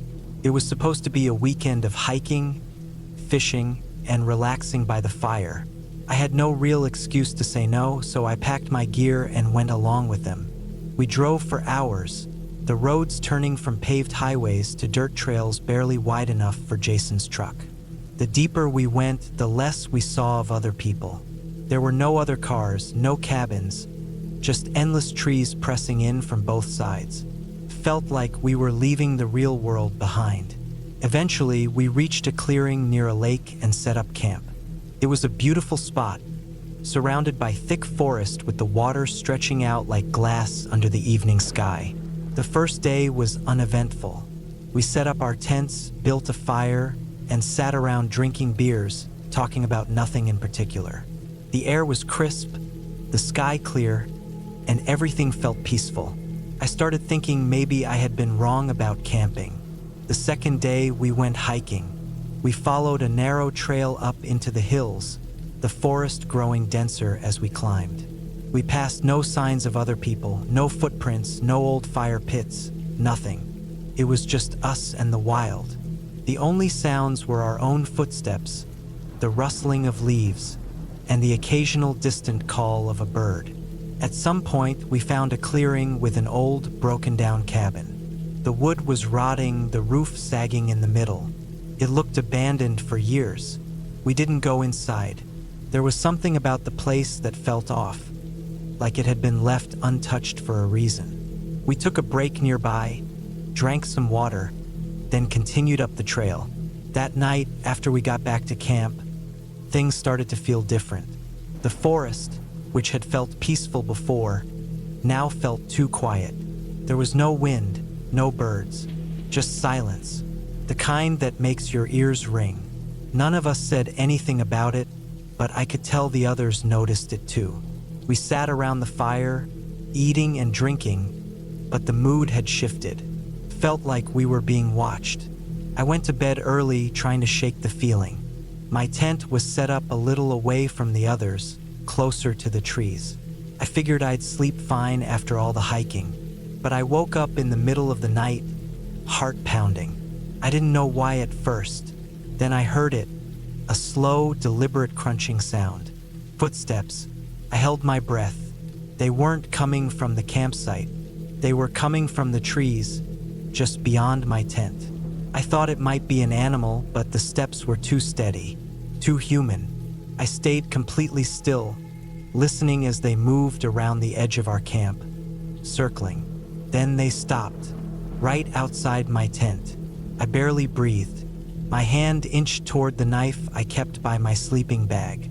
I could see the faint outline of something just beyond the thin fabric of the tent wall. It stood there for what felt like forever.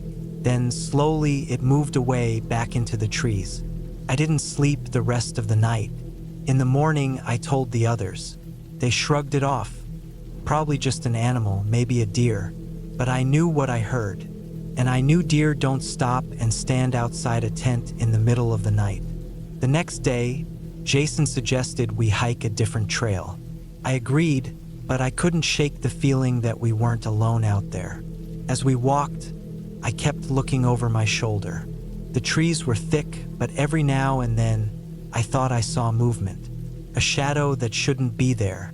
I told myself I was imagining things. Then we found something. Off the trail, hidden behind some thick underbrush, was a backpack. It was old, covered in dirt and leaves like it had been there for a long time. We looked inside. There were clothes, a flashlight with dead batteries, and a wallet.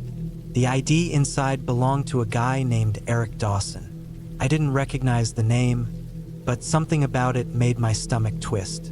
Jason was the one who said it first. We should go. We turned back, moving fast. None of us talked. The whole way, I kept expecting to hear those footsteps again. But the woods stayed silent. Too silent. When we got back to camp, we started packing up. No one argued. We didn't even eat. We just wanted to get out of there. As we were breaking down the tents, Jason froze. "Where's my knife?" He always carried a big hunting knife, kept it strapped to his pack. It was gone. We searched everywhere, but it was just gone. That was it for me. I threw my stuff in my bag and got in the truck. The others weren't far behind. We didn't even put the fire out. We just left. We drove fast, bouncing over the rough dirt roads, not stopping until we hit pavement. No one spoke for a long time. Finally, Jason turned on the radio, some old rock song crackling through the static. A few days later, I looked up the name on the ID. Eric Dawson had been missing for 2 years. Last seen on a hiking trip. The police never found him. I don't know what happened to him. I don't want to know. But I do know one thing. We weren't alone in those woods. And I'll never go back.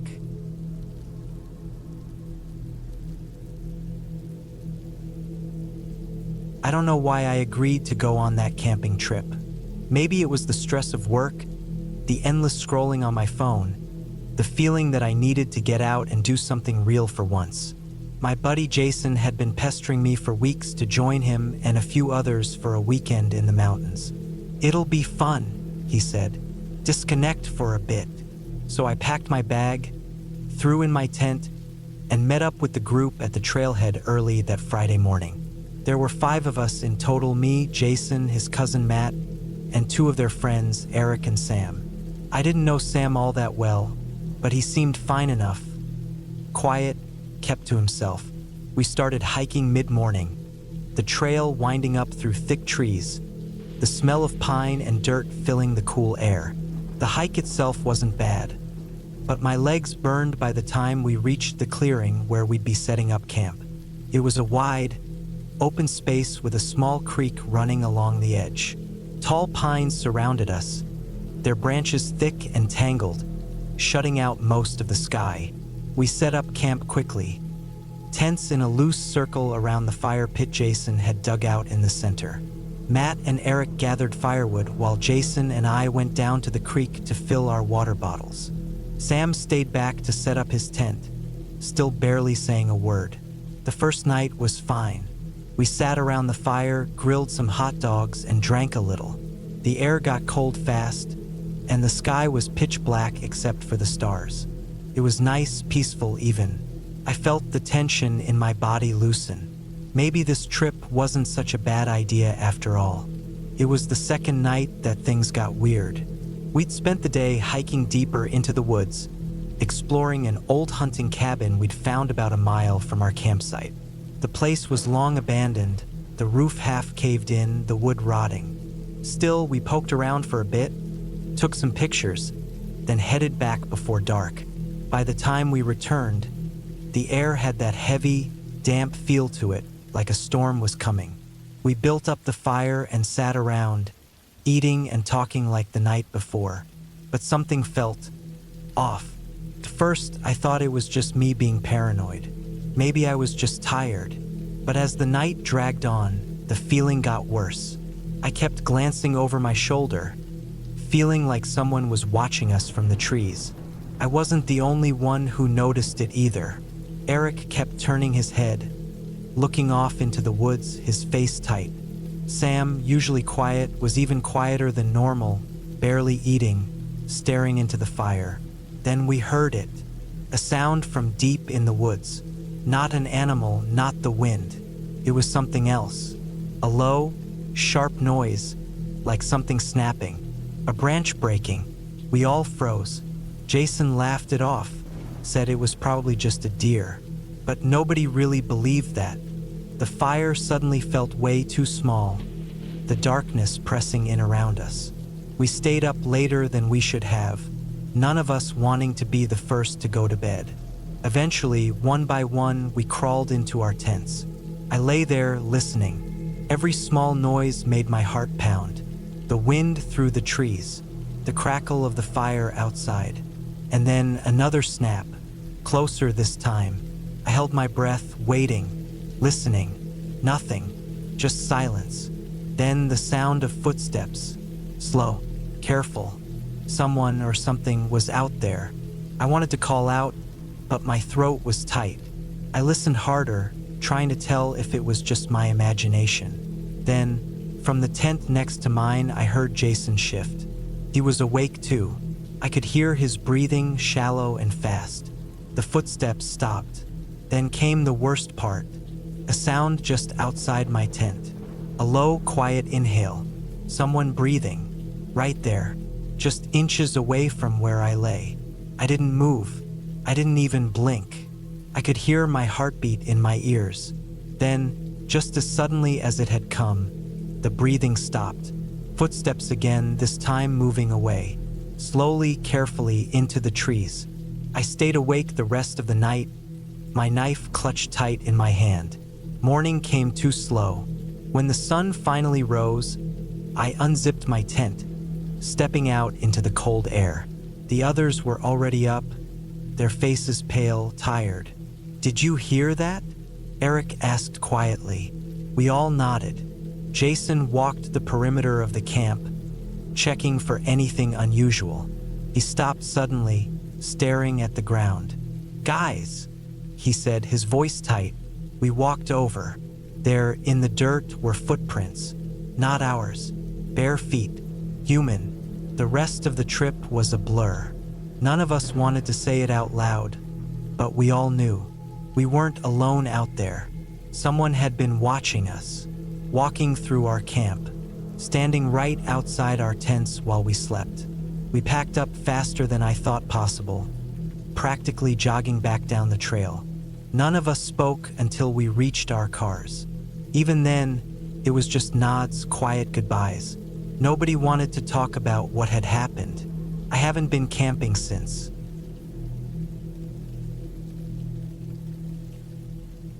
I drove deep into the mountains, the gravel crunching under my tires as the road narrowed. The farther I went, the less I saw of civilization. The occasional cabin, the faded wooden signs, the turnoffs leading to hiking trails. All of it disappeared as the trees thickened. I had been planning this solo camping trip for weeks. I needed to get away, to clear my head, to be alone for a while. The stress of work, the dull ache of routine, and the noise of the city had all piled up to the point where I felt like I couldn't breathe. I wanted silence, fresh air, and the kind of exhaustion that came from hiking all day instead of staring at a screen. I had chosen this spot because of how secluded it was. It was a good distance away from any main roads, and I hadn't seen another car in nearly an hour. The site itself wasn't a designated campground, just a clearing near a lake, surrounded by thick pines. I had found it on an old forum where people shared hidden camping spots. There were no marked trails leading to it, no facilities, nothing official. Just nature. When I finally pulled into the clearing, I turned off the engine and sat there for a moment. The silence was immediate. No cars, no voices, no hum of electricity. Just the wind moving through the trees and the occasional rustling in the underbrush. The sun was still high, giving me plenty of time to set up my tent and gather firewood. I got to work quickly. The ground was a little uneven, but I found a good spot near the tree line to pitch my tent. It was a simple one-person tent, easy to set up. After securing it, I walked down to the lake with my water filter and filled my bottle. The water was so still it looked like glass, reflecting the trees perfectly. No fish jumped, no ripples moved across its surface. It was beautiful, but something about how still it was unsettled me. Shaking off the feeling, I made my way back to camp. I gathered firewood, stacking it near the fire pit someone had used before. The remnants of old charred logs told me I wasn't the first person to camp here, but the site looked untouched for a long time. Grass had grown over most of the clearing, and there were no recent footprints in the dirt. By the time I got my fire going, the sun was dipping below the treetops. The air cooled fast, and the temperature dropped quicker than I expected. I sat by the fire, ate my simple meal, and listened to the sounds of the forest. I hadn't seen any animals yet, but I knew they were out there. I could hear things moving in the underbrush every now and then, probably deer or raccoons. I had my bear spray within reach just in case. As the night went on, the fire crackled, and the sky turned pitch black. With no city lights nearby, the stars were unbelievably bright. I sat there for a long time, staring up, letting my mind go blank. Then I heard something. It was distant at first, so faint I thought I imagined it. A rhythmic sound, like something brushing against tree trunks or a stick tapping against the ground.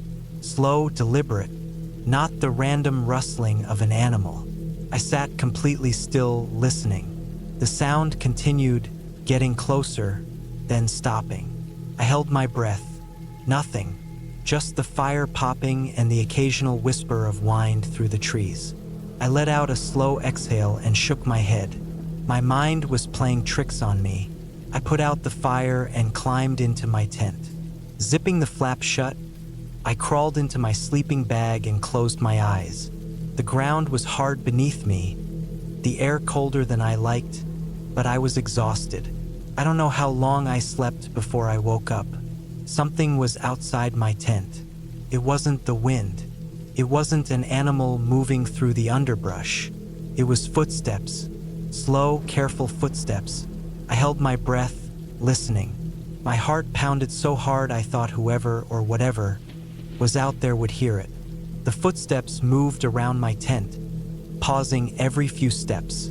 I reached for the knife I kept next to my sleeping bag, gripping it so tight my hand ached.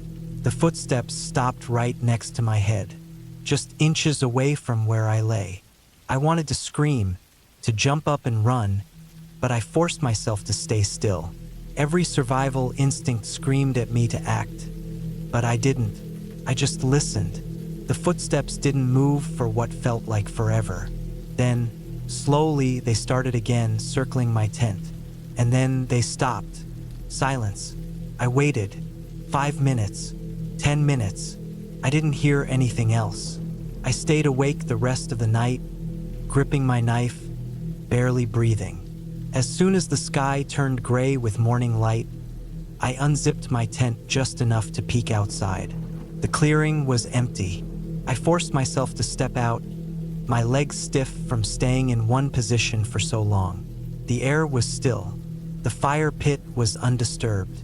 Everything looked exactly as I had left it, except for one thing. A single set of footprints circled my tent in the dirt. Not animal prints. Human, barefoot. I packed up my gear as fast as I could. I didn't eat. I didn't even filter more water. I just grabbed everything and threw it into my car. As I drove away, I kept looking in the rearview mirror, expecting to see someone standing at the edge of the trees, watching me leave. But there was nothing. I don't know who was out there that night. I don't know how they got so close without making a sound. And I don't know what they wanted. I just know I won't be going back.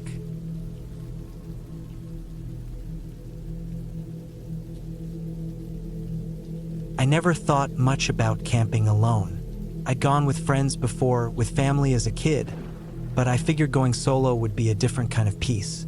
Just me, the trees, the quiet, a break from the constant hum of life, from work, from people. I picked a remote spot in the mountains, far enough from the nearest town that I wouldn't hear a single car, not even a plane, just the wind and whatever lived out there in the dark. The drive out was long. Dirt roads wound through dense forests, no signs, no cell service. I had a map printed out just in case. The last 20 minutes were the worst. Potholes deep enough to swallow a tire, branches scraping the sides of my truck. But I made it. A small clearing, flat and open enough for my tent. No signs of other campers, just me and the wild. I set up my tent, got a fire going, cracked open a beer. The first few hours were exactly what I wanted. Just quiet, the kind that settles deep in your bones. I watched the sun dip behind the trees, the sky bruising into purples and reds. It got cold fast. I threw more wood on the fire, listening to the distant rustling of leaves, the occasional snap of a branch. At some point, I realized I wasn't as alone as I thought. Started small, little things, a sound just beyond the firelight, too heavy for a rabbit, too light for a deer. I chalked it up to my nerves. I'd never been this isolated before. My mind was playing tricks on me, turning the ordinary into something worse. I told myself that over and over, but then I noticed the footprints. I wasn't looking for them. I had gotten up to grab another log from the pile I'd made earlier, and there they were, just outside the ring of light. Not mine. Too big, too wide. Fresh. My heart hammered in my chest. I pointed my flashlight at the trees, at the shadows between them. Nothing. The prints led in from the woods but didn't lead back out. I told myself it was an old trail. Maybe a hunter had passed through. Maybe I'd stepped weird and made them myself. I wasn't thinking straight. I hadn't been there more than a few hours. I sat back down by the fire, poked at it, listened harder. Every sound felt sharper now, closer. Then I smelled it. Something rotten, like meat left in the sun. I turned fast, shined my flashlight at the trees again. The smell faded almost as quickly as it came. Maybe a dead animal somewhere nearby. It made sense. Things died out here all the time, but I couldn't shake the feeling. My skin was tight, the way it gets when someone's watching you. I made a decision then. I'd stay up for a while, let the fire burn longer than I'd planned. I told myself I wasn't scared, just being smart. I had a knife, a hatchet. I wasn't defenseless, but nothing happened. Hours passed, and the woods stayed still. Eventually, I let myself sleep. I woke up to the sound of something moving outside my tent. Not an animal. Footsteps. Slow, deliberate. My breath caught in my throat. I reached for my knife, gripped it tight. The fabric of the tent pressed inward slightly, like something was leaning against it. Just for a second. I couldn't move. I held my breath, listening. My heart was a drum in my ears. Then silence. The longest silence of my life. I counted the seconds. 1, 2, 3. Nothing. I stayed like that for what felt like hours. When the sun finally started bleeding through the thin walls of my tent, I dared to unzip it just enough to look outside. No one there, but the footprints were back. Closer this time. They circled my tent. I packed my shit in minutes, threw everything into the truck without caring how it landed. The whole time, I felt exposed, like eyes were on me from the trees. I didn't look. I just got in, locked the doors, and floored it down that godforsaken dirt road. When I made it back to town, I stopped at a gas station.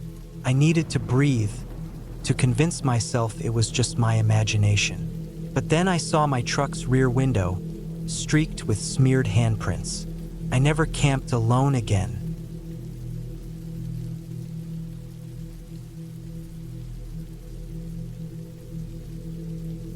The dirt road stretched ahead of me, winding through the dense trees, their branches reaching overhead like bony fingers. I had been driving for almost 2 hours since leaving the nearest town, and I hadn't seen another vehicle in at least 45 minutes. My campsite was supposed to be a secluded spot by the river, something I had looked forward to for weeks. Time alone, away from everything. No cell service, no distractions. Just me, the trees, and the quiet. The road had gotten narrower, the gravel crunching under my tires. It was getting late in the afternoon, and the sunlight was starting to slip between the trees at an angle. I could feel the air getting cooler through the open window. When I finally reached the campsite, it was just as the website had promised. Isolated, right by the water, and surrounded by thick woods. I stepped out of the car and stretched, breathing in the crisp scent of pine and damp earth. The river flowed about 20 feet from where I parked, its surface shimmering in the last bit of sunlight. I spent the next hour setting up my tent, gathering firewood, and making sure I had everything I needed. I hadn't seen a ranger station for miles, and I wasn't expecting any other campers. I liked it that way. As the sun dipped lower, I got a fire going and heated up a can of chili. The only sounds were the crackling of the fire, the distant rush of the river, and the occasional rustling in the underbrush. Probably just animals. By the time I crawled into my tent, the night was thick around me. It was the kind of darkness that felt heavy, pressing in from all sides. I lay on my sleeping bag, listening. The forest had its own sounds at night. Crickets, the hoot of an owl, the occasional snap of a twig. I must have dozed off at some point because I woke up to a sound. At first, I wasn't sure what it was. Just outside my tent, something moved. It wasn't wind. It wasn't the usual forest sounds. It was slow, deliberate. I held my breath. There it was again. Soft, crunching footsteps. Maybe an animal, I thought. A deer, a raccoon, something harmless. I waited, listening. The footsteps stopped. I could hear the river, the distant call of an owl. Nothing else. After a while, I convinced myself it was nothing and closed my eyes again. The second time I woke up, it was because of a different sound. A scraping, like something dragging against fabric. My tent. I went completely still. My heartbeat was so loud in my ears that I could barely hear anything else. My first thought was that it had to be the wind, but I knew better. I sat up slowly, careful not to make a sound. My flashlight was within reach. I grabbed it and flicked it on. The beam cut through the darkness, hitting the tent wall. Nothing. I turned it off and listened. The scraping sound had stopped. I sat there, gripping the flashlight, waiting. Minutes passed. Then I heard something new. A soft, rhythmic tapping. Not on the tent. Further away, toward my car. I unzipped the sleeping bag and moved as quietly as I could. My tent had a small mesh window, just big enough to see through if I pressed my face against it. I did. The car was barely visible in the moonlight, just a dark shape against the trees. And then I saw it. A figure. Someone standing next to my car. I sucked in a breath and stayed completely still. My mind raced.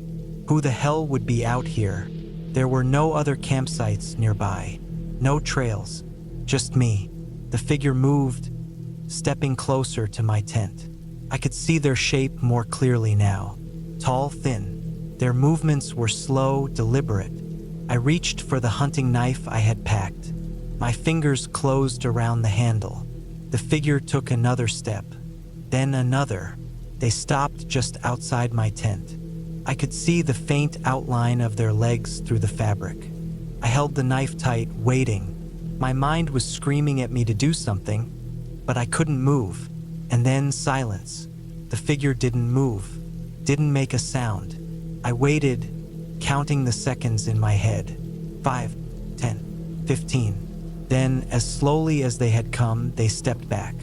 I heard the crunch of gravel as they moved away from my tent, toward the trees. The sound faded. I sat there for what felt like an hour, but it was probably only minutes. My hands were shaking. My breathing was shallow. I didn't sleep after that. I waited until the first light of morning, then unzipped the tent as quietly as I could and stepped out. The fire had long since burned out. The car was still there, untouched, but the gravel around my tent had footprints. Human footprints. I packed up as fast as I could, throwing everything into the trunk without caring if it was organized. My hands didn't stop shaking until I was back on the road, the campsite disappearing behind me in the rearview mirror. I don't know who was out there that night. I don't know what they wanted, but I never went camping alone again.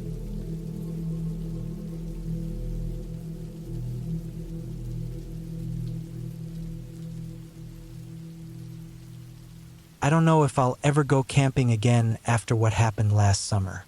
I had always loved the outdoors. Hiking, fishing, the smell of the trees early in the morning. But that trip changed something in me. It made me realize just how small I really am out there, how easily things can go wrong, and how quickly a good time can turn into a nightmare. I had taken time off work, wanting to get away from everything. Life had been feeling heavy, and I just wanted some quiet. I picked a spot deep in the woods, far from any major roads or towns. It was the kind of place where you could go days without seeing another person. That's what I wanted, solitude. The drive was long, taking me through winding roads that eventually turned to dirt. By the time I reached the spot I had picked out on the map, it was late afternoon. The sun sat low in the sky, casting long shadows through the trees. I set up my tent near a small clearing, not far from a slow-moving creek. It was perfect, quiet, peaceful. The first night was uneventful. I sat by the fire, ate a simple meal, and let the night sounds wash over me. The rustling of leaves, the occasional snap of a branch in the distance, normal forest noises. I slept well, wrapped in my sleeping bag, the cool air refreshing. The next day, I explored the area, following the creek for a while, enjoying the solitude. I saw deer tracks, a few birds, nothing unusual. I collected some wood for the fire, spent the afternoon relaxing. It was exactly what I needed. But as the sun started to dip behind the trees, something felt off. At first, it was just a feeling, a slight unease. I brushed it off. I was alone in the woods, and sometimes our minds play tricks on us. I kept my fire going, cooked some food, tried to shake the feeling. But it didn't go away. That night, I woke up suddenly. I wasn't sure why at first. The fire had died down to embers. The woods were quiet. Too quiet. I listened, heart pounding, but heard nothing. No crickets, no rustling, just silence. Then, in the distance, a sound, faint but distinct. It was a single snap, like a twig breaking. I lay still, straining my ears. Another snap, closer this time. My body went cold. There was something out there, something moving. I reached for the flashlight beside me, turned it on, and aimed it toward the trees. Nothing, just the empty woods. But that feeling of unease had turned to something worse, fear. I forced myself to lie back down, telling myself it was just an animal, maybe a deer moving through the trees. It wasn't anything to worry about. I closed my eyes, tried to sleep, but every little sound made my body tense up. The next day, I felt exhausted. I considered packing up and heading home, but I told myself I was being paranoid. I had come out here to get away, to clear my head. I wouldn't let some weird noises ruin that. So I stayed. I spent the day hiking, pushing further into the forest. It helped clear my mind. But as I was making my way back to camp in the late afternoon, I noticed something that made my stomach drop. My firewood pile, it had been moved. Not knocked over, not disturbed by an animal, but moved. The logs I had stacked neatly were now scattered. Some had been placed in a line, as if someone had been arranging them. I stood there for a long time, heart hammering, trying to make sense of it. Maybe I had done it without remembering. Maybe I had knocked them over and just didn't notice. But deep down, I knew. Someone had been at my campsite. I wanted to leave. I wanted to pack up and drive away. But I told myself I was overreacting. Maybe a bear had wandered through. Maybe I had just stacked them poorly. I made a new fire, bigger this time, and kept my knife close.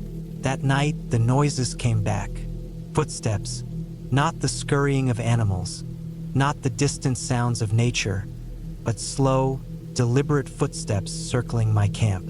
I sat up, gripping my knife, every muscle in my body tensed. The steps stopped for a long time. I held my breath, listening. Then, a sound that made my blood run cold, breathing. Not mine, just outside my tent. Couldn't move, couldn't even swallow. My mind raced through my options. If I unzipped the tent, would I see someone? Would they be standing there, staring at me? I tightened my grip on my knife. I wanted to yell, to make noise, but my voice wouldn't come out. Then, after what felt like an eternity, the breathing stopped. The footsteps started again, slowly moving away, fading into the trees. I stayed awake the rest of the night, knife in hand, barely even blinking. As soon as the sky started to lighten, I packed up. I didn't care if I looked paranoid or foolish. I shoved everything into my truck as fast as I could and got out of there. As I turned onto the dirt road, I glanced in my rearview mirror, half expecting to see someone standing at the edge of the trees. But there was nothing, just the empty forest. I didn't stop driving until I was hours away. When I finally pulled into my driveway, I sat in my truck, heart still racing. I told myself it was nothing, just my mind playing tricks. But I knew better. Someone had been out there with me, watching, waiting. I haven't been camping since.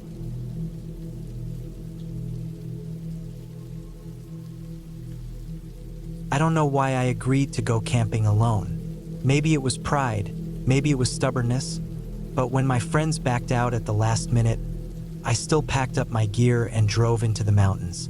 I had camped plenty of times before, always with others, but I told myself it wouldn't be any different. Just me, the trees, and the quiet. I told myself it would be peaceful. I got to the campsite late in the afternoon. It was one of those dispersed camping spots, not an established campground. So there were no bathrooms, no picnic tables, nothing but a fire ring made from stacked stones. It was far enough from the main road that I knew I wouldn't be bothered, but close enough that I could get out quickly if I needed to. That was my logic, anyway. Setting up camp took longer than usual. The air felt heavy, like a storm might be coming, though my weather app hadn't said anything about rain.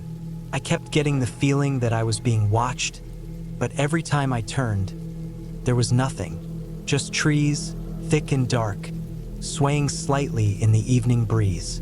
I got my tent up, my firewood stacked, and my food hung from a tree in case of bears. I forced myself to relax. I even laughed a little, embarrassed at how jumpy I was. It was just the silence, I told myself. When you're used to other people being around, being completely alone can feel wrong, like something's missing. The first real sign that something was off came when I was gathering firewood. I had walked maybe 50 yards from my campsite when I noticed something strange. The ground was disturbed, like something heavy had been dragged through the dirt and leaves. I followed the marks for a few feet before stopping myself. My brain tried to come up with explanations. A fallen tree branch dragged by the wind. Maybe an animal, but the drag marks were deep, and whatever had made them had been moving in a straight line. I told myself it was nothing and forced myself to go back to camp. The fire helped. Something about the light, the warmth, made me feel safer. I cooked dinner, sat on a log, and listened to the sounds of the forest. Crickets, the occasional rustle of wind in the trees, an owl somewhere in the distance. Normal night sounds. Then, just as I was finishing my meal, I heard something else. A snap. A sharp, deliberate sound, like a branch breaking underfoot. I froze. It had come from just beyond the ring of light cast by my fire. I waited, listening. Nothing. I told myself it was an animal. A deer, maybe, or a raccoon. Something harmless. Still, I didn't feel right. I made sure my fire was big and bright before getting into my tent, zipping it up tight. I had my knife close, my flashlight closer. I lay there, listening. After a while, the sounds of the forest returned to normal, and I drifted off to sleep. I woke up to the sound of my firewood pile collapsing. I sat up fast, heart pounding. My first thought was that a bear had gotten into camp.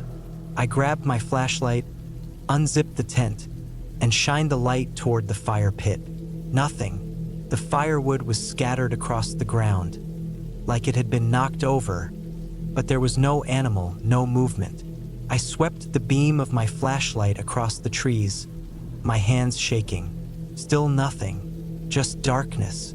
I sat there for a long time listening. Every muscle in my body was tense. I couldn't hear anything unusual, but I knew something had been in my camp. Eventually, I forced myself to lay back down. I didn't sleep much after that. Every little sound set me on edge, my mind racing with possibilities. Morning came slow, but it came. I climbed out of my tent, exhausted but relieved. The firewood was still scattered. I checked my food bag, it was untouched. I checked the ground around my camp. No tracks, no signs of an animal. I tried to shake it off. Lack of sleep and an overactive imagination, that's all it was. I made breakfast, drank coffee, and convinced myself to stay another night. I had come out here for peace and quiet, and I wasn't going to let my nerves ruin it. I spent the day hiking, exploring the area, trying to enjoy myself. By the time I got back to camp, I almost felt normal again. Almost. That night, I built my fire even bigger. I stayed up late, drinking coffee, staring into the flames. Every so often, I would shine my flashlight into the woods, just to be sure. Around midnight, the noises started again. This time, it wasn't just one snap. It was multiple. Soft at first, then louder. Closer. I held my breath. Then silence. A long, heavy silence that stretched on. And then footsteps. Not an animal. Not 4 legs. 2. Walking. Stopping. Waiting. I gripped my knife so hard my fingers ached. My heart was pounding so hard I felt it in my throat. I didn't move. I barely breathed. Then, just as suddenly as it had started, the sound stopped. I stayed up until dawn. When the sun finally rose, I packed up as fast as I could. My hands were shaking so bad I fumbled with the tent poles. I didn't care. I needed to leave. I didn't look around. I didn't check for tracks. I didn't want to know. I drove out of there, my eyes flicking to the rearview mirror again and again, half expecting to see something standing at the edge of the trees, watching me leave. I've camped a lot in my life. I know the sounds of the forest, the way the trees move in the wind. But that night, that wasn't the forest. I haven't been camping alone since.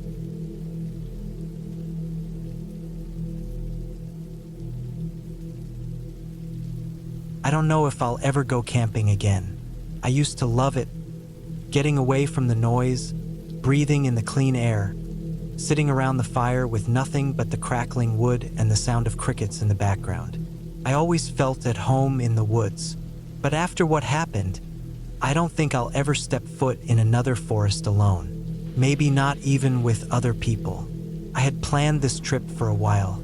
It wasn't anything extravagant, just a weekend out in the wilderness. I wasn't going to some touristy campsite packed with families and their noisy kids. I wanted to be alone, to disconnect. I found a place deep in the national forest, about 4 hours from home. There were no designated sites, just open land where you could set up wherever you pleased. That's what I liked about it. No people, no distractions, just me and the woods. I got there late in the afternoon. The drive had been long, mostly winding roads through dense trees. My truck kicked up dust as I navigated the last stretch of unpaved road, looking for a good spot to set up camp. I found a clearing about 50 yards off the road, surrounded by tall pines. It was perfect. The first thing I did was gather wood. It would get cold at night, and I wanted a solid fire going before the sun set. I worked quickly, setting up my tent, unrolling my sleeping bag, and making sure I had everything I needed within reach. The sun was dipping behind the trees by the time I sat down in my camp chair, beer in hand, watching the flames dance in front of me. The first night was uneventful, peaceful even. I listened to the distant hoots of an owl, the rustling of small critters in the brush. I must have dozed off in my chair because I woke up to the fire nearly burned out and a deep chill in the air. I stirred the embers, added more wood, and climbed into my tent, falling asleep almost instantly.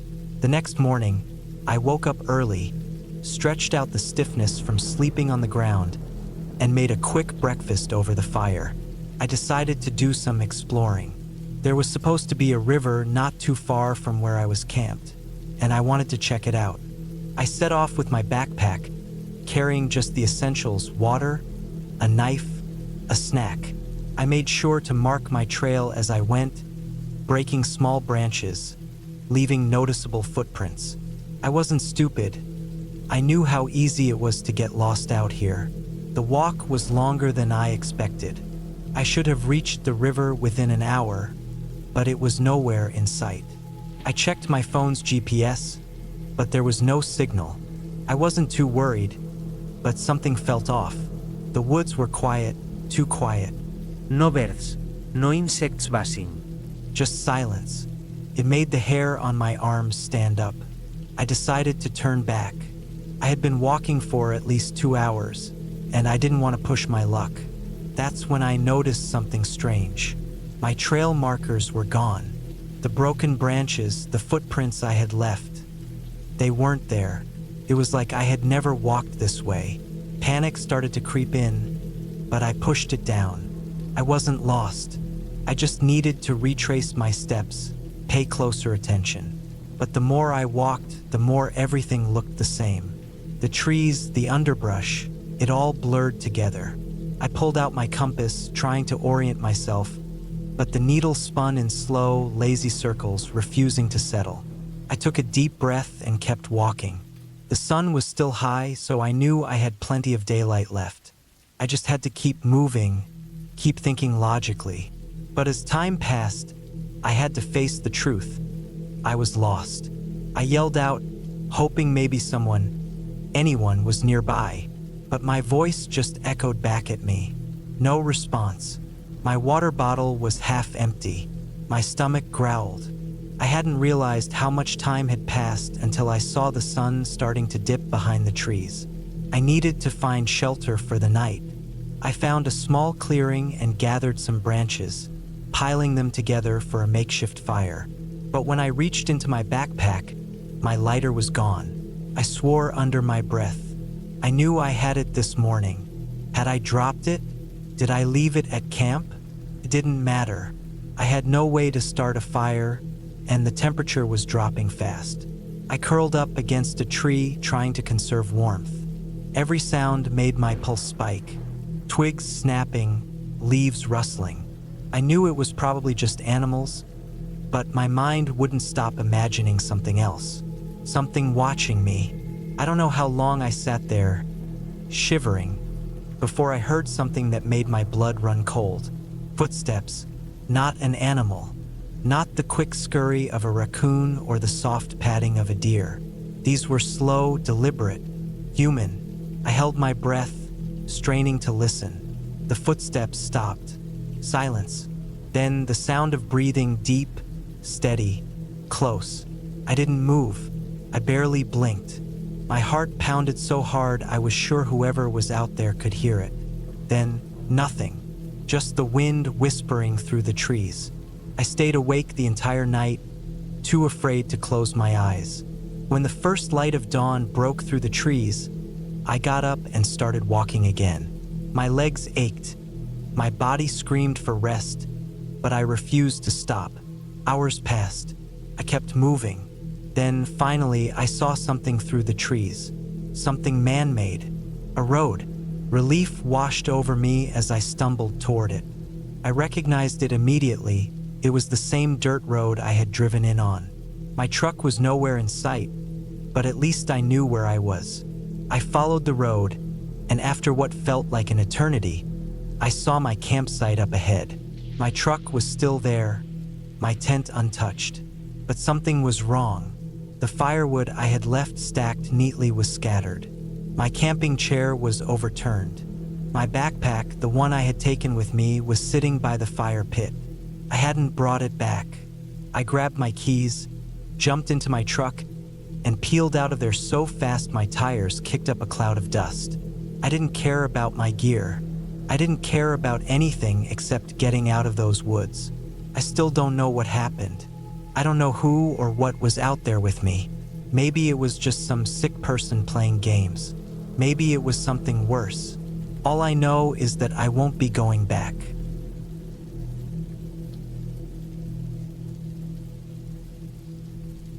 I don't know why I agreed to the trip in the first place.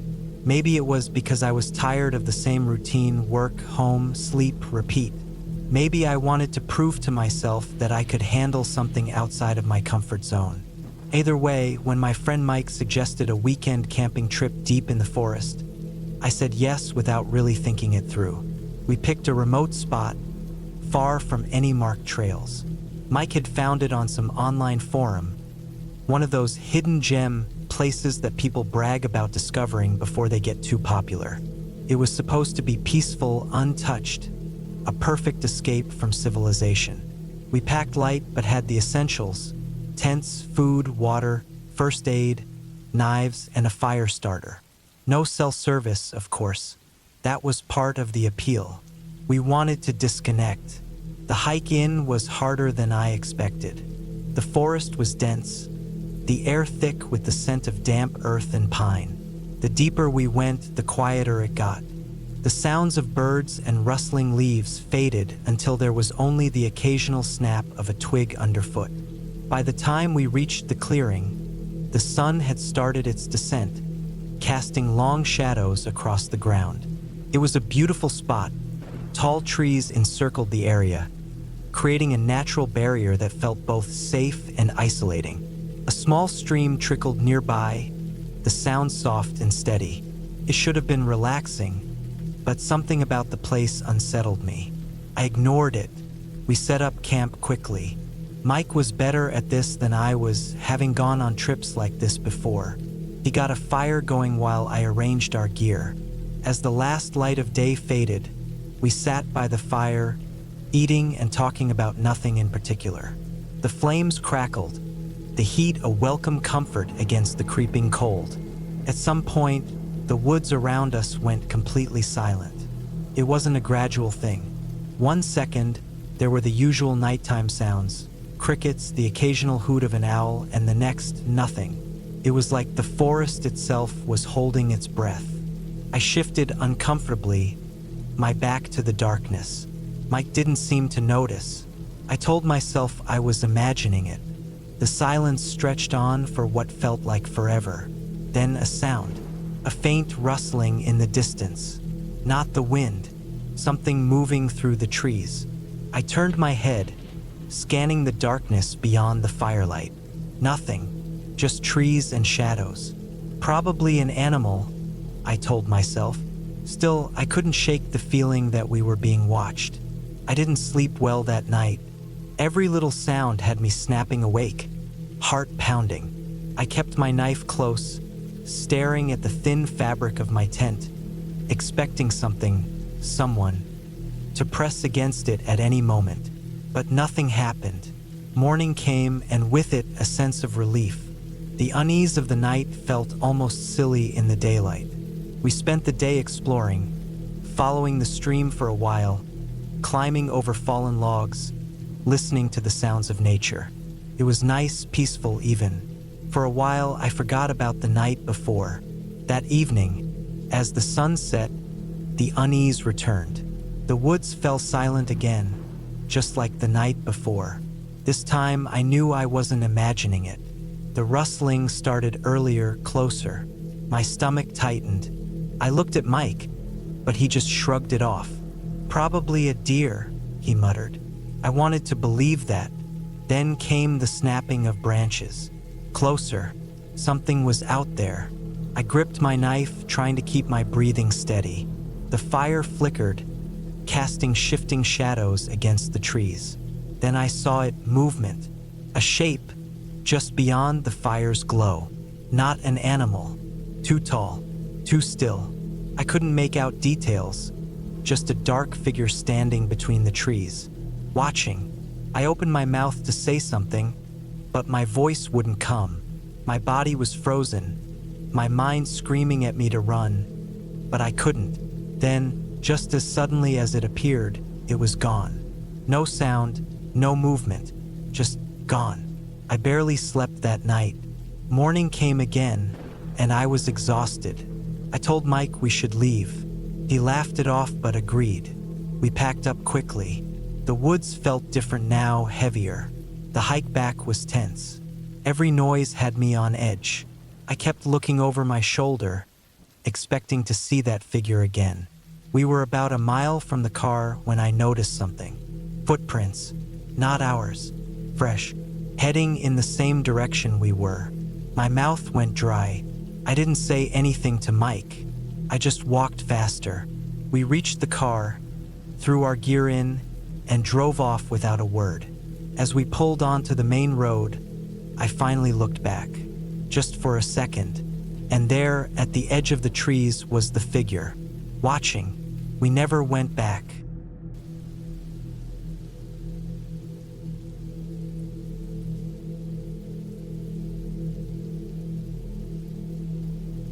I remember everything about that camping trip, every little detail. It was supposed to be a weekend to relax, to get away from everything. I had been looking forward to it for weeks. Work had been hell, and I just needed some time in the woods, away from all the noise. The plan was simple: drive out to a remote spot in the national forest, set up camp, fish, hike, and enjoy the quiet. I had been to this area before, but never this deep into the forest. I wanted isolation, and that's exactly what I got. The drive there was uneventful. The road twisted through dense trees, the pavement turning to gravel and then to dirt. My truck bounced over the uneven path as I followed the GPS coordinates I had carefully marked out beforehand. After about an hour of driving through the forest, I found a clearing near a small, slow-moving river. It was perfect. No signs of other people, no noise except for the occasional rustling of leaves and the distant calls of birds. The air smelled like pine and damp earth, and the late afternoon sun filtered through the branches, casting long shadows across the ground. I set up camp quickly. I had a simple tent, a small folding table, a camp stove, and a chair. I kept my cooler in the truck, locked up tight. I wasn't taking any chances with bears or other animals. Once everything was set up, I grabbed my fishing gear and walked down to the river. The water was cold, but clear, moving lazily over smooth stones. I cast my line and let my mind drift, enjoying the peace. As the sun started to dip behind the trees, I made my way back to camp, cleaned my catch, and cooked dinner over the fire. The night settled in quickly, the temperature dropping just enough to make the fire feel comforting. I sat there for a while, staring into the flames, listening to the forest. The sounds of crickets, frogs, and the occasional rustling in the underbrush surrounded me. It was peaceful. I felt completely alone in the best way possible. Then I heard it, a single sharp snap, like a twig breaking underfoot. I froze, listening. My mind raced through possibilities. A deer? A raccoon? Something harmless. But something felt off. It wasn't just the sound itself. It was the sudden silence that followed. The crickets, the frogs, everything had stopped. The only sound was the crackling of my fire. I held my breath, waiting. Nothing. After a few minutes, the normal sounds of the forest slowly returned. I shook it off, telling myself I was just on edge from being out there alone. But the uneasy feeling stayed with me. I finished my meal, cleaned up, and put out the fire before climbing into my tent. I made sure my knife was within reach, just in case, and tried to sleep. I woke up to the sound of movement outside my tent. It was soft at first, just the faintest crunching of leaves. Then it got closer, a slow, deliberate sound, like someone or something was walking around my campsite. I lay there, heart pounding, trying to stay as still as possible. My mind ran through every logical explanation. A bear? A coyote? Maybe even just the wind moving the branches. But the steps were too steady, too controlled. Then they stopped, right outside my tent. I could hear breathing, not loud, not exaggerated, just the soft, steady sound of someone standing there, listening, watching. I gripped my knife tighter, every muscle in my body tense. My truck was about 15 feet away, but unzipping the tent, running for it, and getting inside felt impossible. I didn't want to move, didn't want to make a sound. I just lay there waiting. After what felt like an eternity, the breathing stopped. The footsteps moved away, slow and deliberate, fading into the distance. I didn't sleep for the rest of the night. At the first light of dawn, I unzipped my tent and stepped outside. Everything looked normal. My gear was untouched, my truck still locked. But the ground told a different story. There were footprints, human footprints. They circled my tent, stopped right outside the entrance, then trailed off into the woods. I packed up as fast as I could, throwing everything into the truck without caring about organization. I didn't eat, didn't even take down my tent properly. I just shoved it all into the back and got out of there. As I drove away, my eyes kept flicking to the tree line, half expecting to see someone standing there, watching me leave. But there was nothing, just the empty woods, the same as before. I never went back to that spot, never even told anyone the full story. But I still think about it, about the footprints, about the breathing, about how whoever it was, they didn't try to rob me, didn't try to hurt me. They just stood there watching, listening, waiting.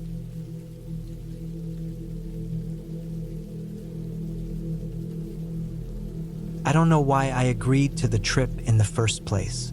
Maybe it was because I was tired of saying no, or maybe I just wanted to prove to myself that I could do it.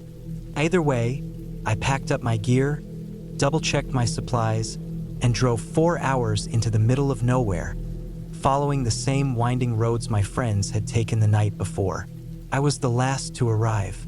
Work had held me back, and by the time I finally got to the campsite, the sun was already low in the sky.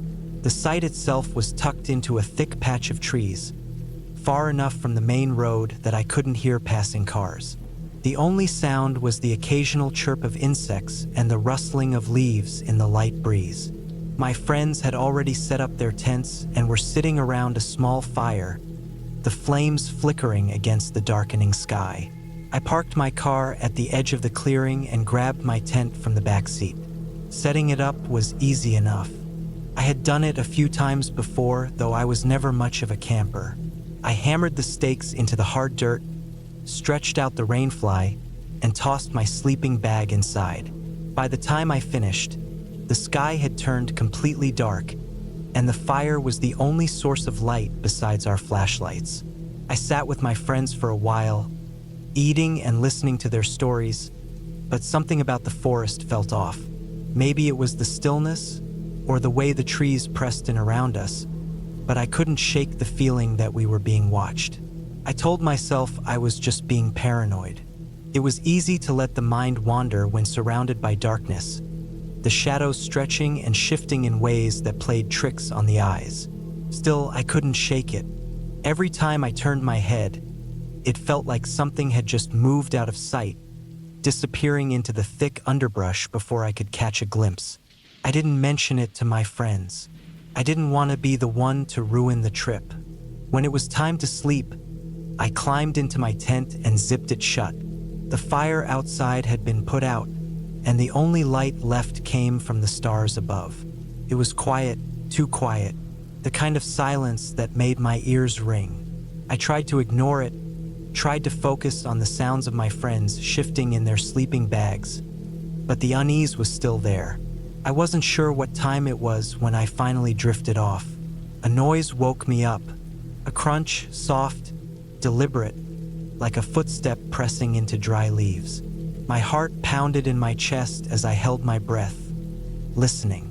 Another step, then another. It was close, just outside my tent.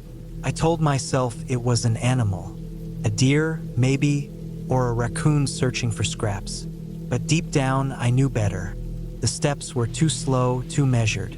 I could hear the shift of weight, the pause between each movement. Someone was walking around our campsite.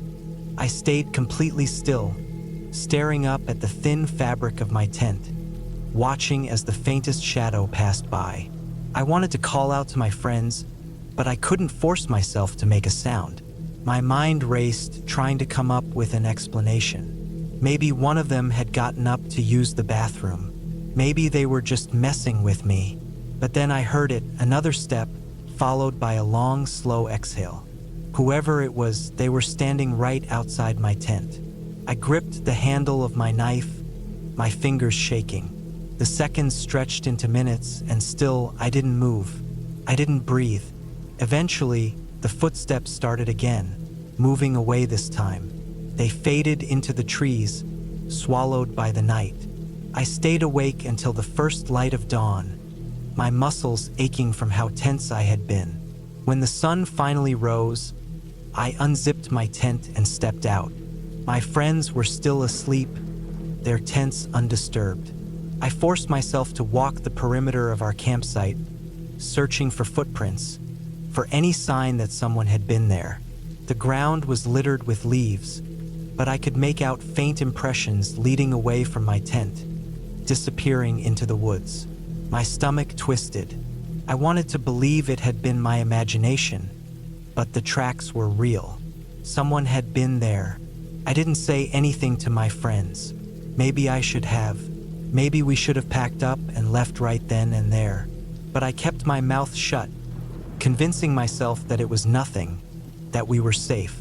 I even managed to laugh it off later in the day, telling myself I had just been hearing things. But that night, it happened again. The footsteps came back, moving through our campsite with the same slow, deliberate pace. I didn't sleep. I just lay there, gripping my knife, listening.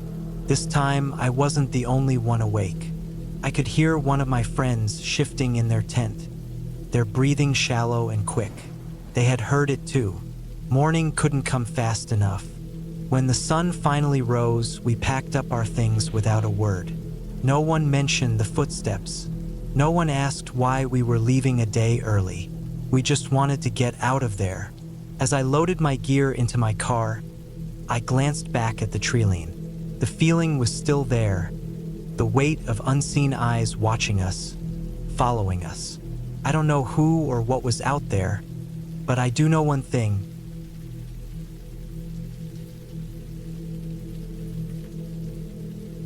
I don't scare easily. I've spent my life camping in the woods, hiking deep into places most people would never go, setting up camp miles from the nearest road.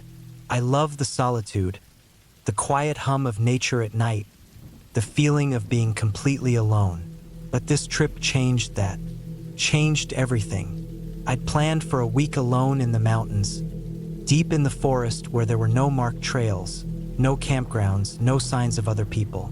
Just me, my gear, and the wilderness.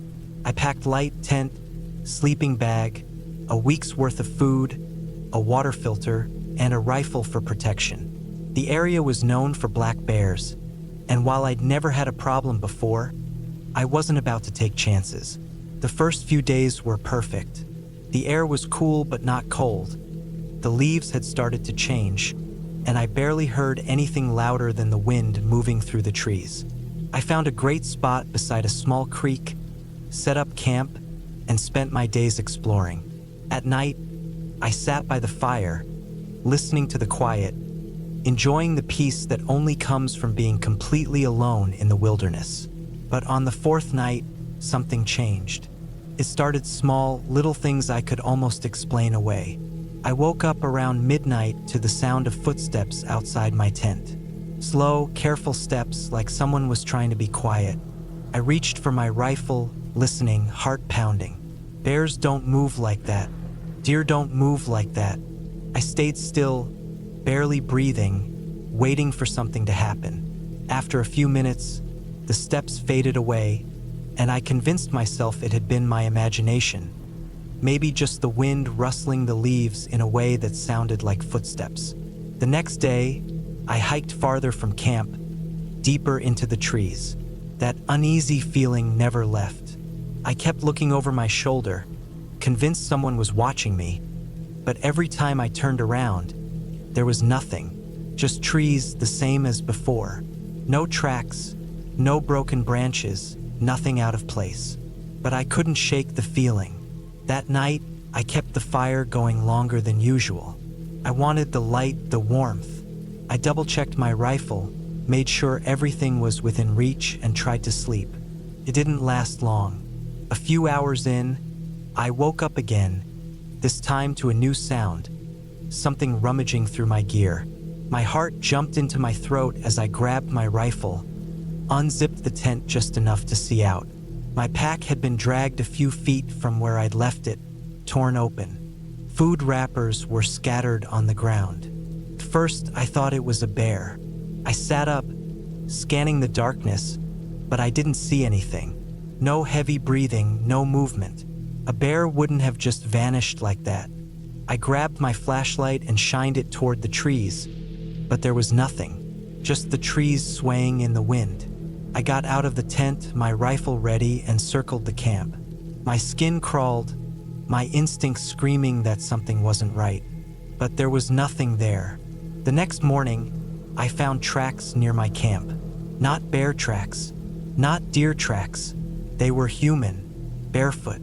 The prints led from the edge of my camp, circled around my tent, then disappeared into the woods.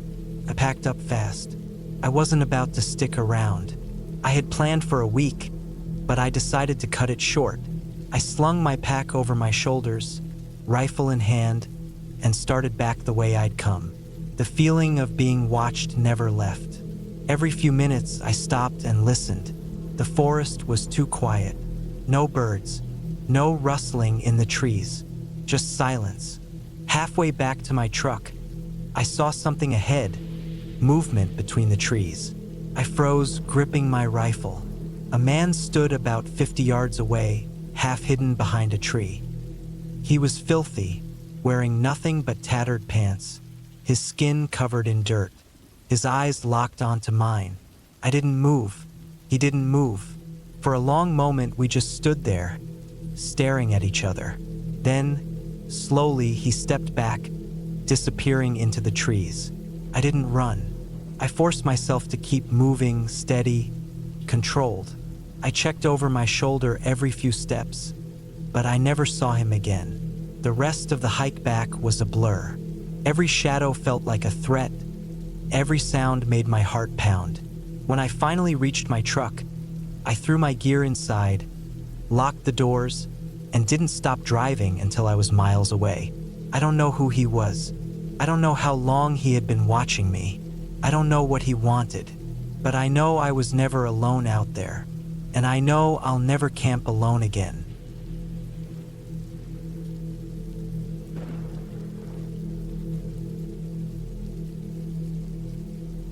I had always loved the outdoors.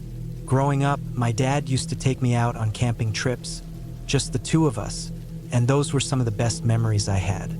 After he passed, I carried on the tradition, though mostly with friends. But this time, I wanted to be alone. Just me, the trees, and the quiet. I picked a remote spot deep in the woods, miles away from the nearest town. It wasn't an official campground, but I had checked maps and figured out a good clearing near a stream. It seemed perfect. I drove up as far as the dirt road would allow, parked my truck, and hiked the rest of the way in. By late afternoon, I had my tent up, a fire pit set, and was boiling some water for dinner. The air smelled like pine and damp earth. Everything was peaceful. I sat on a log, watching the fire, listening to the distant sounds of birds settling in for the night. I was alone, but I wasn't scared. Not yet. That changed when I found the first thing. I had gone to collect more firewood before dark, just a short walk from my camp. That's when I saw it. A single, worn-out boot lying in the middle of a small clearing. It wasn't mine. I stood there for a while, just looking at it. The leather was cracked, the laces frayed. It had been out here for a long time. My first thought was that a hunter must have lost it, but something about it unsettled me. Why just one boot? Why out here so far off the trails? I shook it off, telling myself it was nothing, just some forgotten piece of junk. I gathered my firewood and went back to camp. Night fell quickly, as it does in the woods. The fire was my only light, casting long, flickering shadows. The wind picked up, rustling the trees. I sat there, eating from my tin of beans, trying to enjoy the solitude. But I kept thinking about that boot. I told myself I was being paranoid, but my mind kept racing. What if someone else was out here? What if they were watching me right now? I turned and scanned the darkness beyond the firelight, but saw nothing. Still, I couldn't shake the feeling. I decided to turn in early. My tent was small but comfortable, just enough room for me and my gear. I zipped myself inside and listened to the sounds of the forest, trying to fall asleep. Sometime in the night, I woke up. At first, I wasn't sure why. The fire had burned down to embers, and everything was quiet. Too quiet. I sat up, listening. Then I heard it. A single footstep. It was close, just beyond my tent. A slow, deliberate crunch of leaves. Then another. My breath caught in my throat. I didn't move. I didn't make a sound. I waited, listening. Nothing. Minutes passed, maybe more. I wasn't sure. But eventually, I convinced myself I had imagined it. The woods are full of noises. Animals moving around, branches falling. That's all it was. Still, I barely slept the rest of the night. Morning came, and with it, a sense of relief. In daylight, everything felt normal again. I told myself I was being ridiculous, that I was letting my imagination get the best of me. But then I stepped out of my tent and saw them. Footprints. Not mine. They were fresh, leading right up to my tent. I stood there for a long time, just staring. The prints were deep, from heavy boots. They came from the trees, circled my tent once, then disappeared back into the woods. I felt exposed, like I was being watched. I turned, scanning the trees, but saw nothing. Whoever had been here was gone. I thought about leaving right then, packing up and heading back to my truck. But something in me, pride maybe, kept me there. This was my trip, my time alone. I wasn't going to let fear ruin it. So I stayed. I spent the day hiking, trying to clear my head. The sun was bright, the sky clear. By the time I got back to camp, I felt better, more in control. I built up my fire early, made a big meal. The footprints had been unsettling, but there was no sign of anyone else. Maybe they had just been old, from a hunter passing through days ago. That's what I told myself. That night, I barely slept. Every little noise had me on edge, but nothing happened. No footsteps. No disturbances. When morning came, I felt stupid for being so paranoid. I decided I'd stay one more night, just one. That day was uneventful. I fished in the stream, cooked a good meal. By the time night fell, I was finally starting to relax. And then, in the middle of the night, I woke up again. This time, I knew exactly why. Breathing, right outside my tent. Slow, steady. I froze, every muscle in my body tense. I didn't move. I barely breathed. The sound was low, almost a whisper. Someone standing just inches away. Listening. I reached for my knife, gripping it so tight my knuckles ached. I waited, heart pounding. The breathing continued, then stopped. Silence. I stayed like that for what felt like hours. Then, slowly, I heard footsteps moving away. Crunch. Pause. Crunch. I waited until I couldn't hear them anymore. Then I grabbed my flashlight and knife, unzipped the tent as quietly as I could, and stepped out. The fire was nothing but glowing embers. The woods were pitch black. I scanned the trees with my light but saw nothing. Then I looked down. Footprints, right up to my tent. That was it. I packed up my gear in minutes, not caring about organization, just shoving everything into my bag. I didn't bother with the fire. I hiked back to my truck as fast as I could, constantly looking over my shoulder. When I reached it, I threw my gear in, locked the doors, and started the engine. My headlights lit up the trees, but nothing was there. I drove all the way back to town without stopping. The next day, I checked the maps again, trying to find any reason someone would have been out there. No nearby trails, no campgrounds, nothing. Just deep, empty woods. I don't know who was out there with me, but I do know one thing: I was not alone, and I will never camp alone again.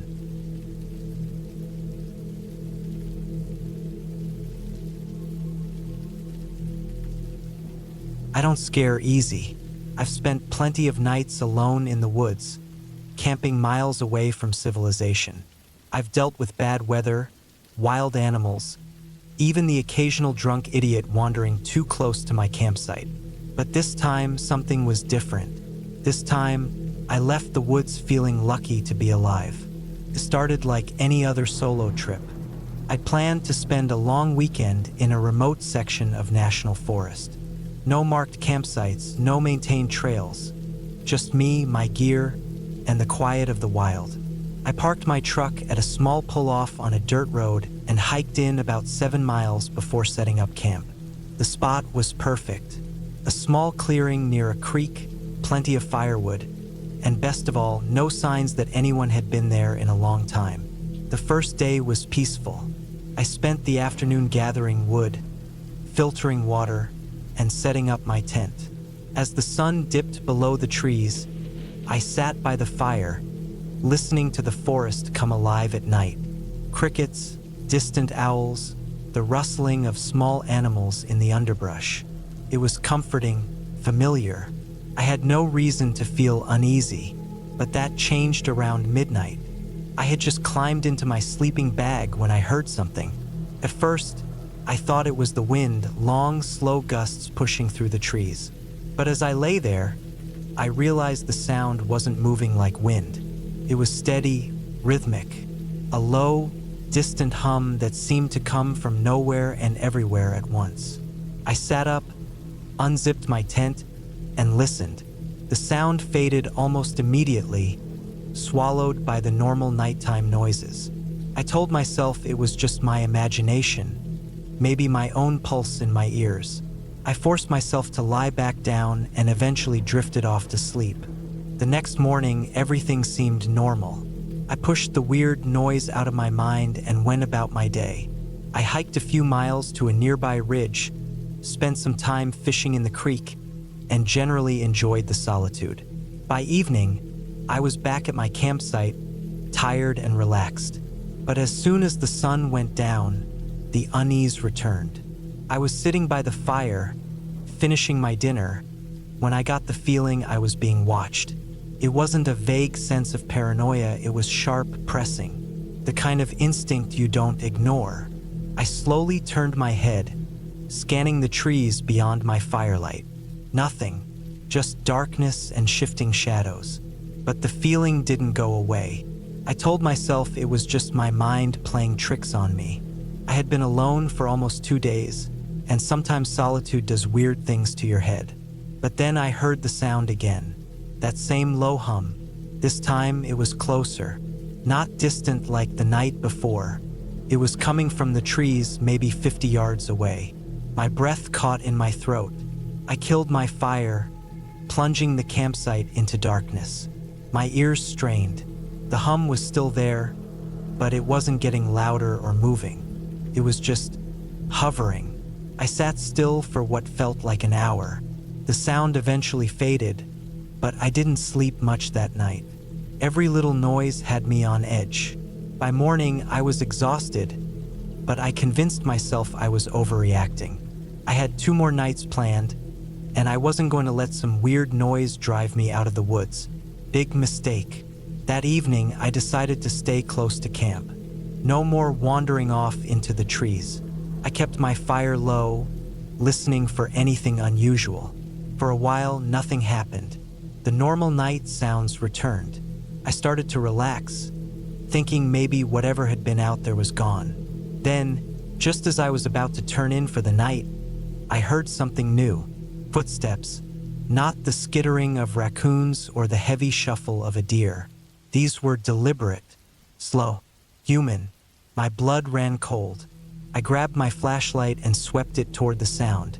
Nothing, just trees and underbrush. I called out, my voice steady but firm. No response.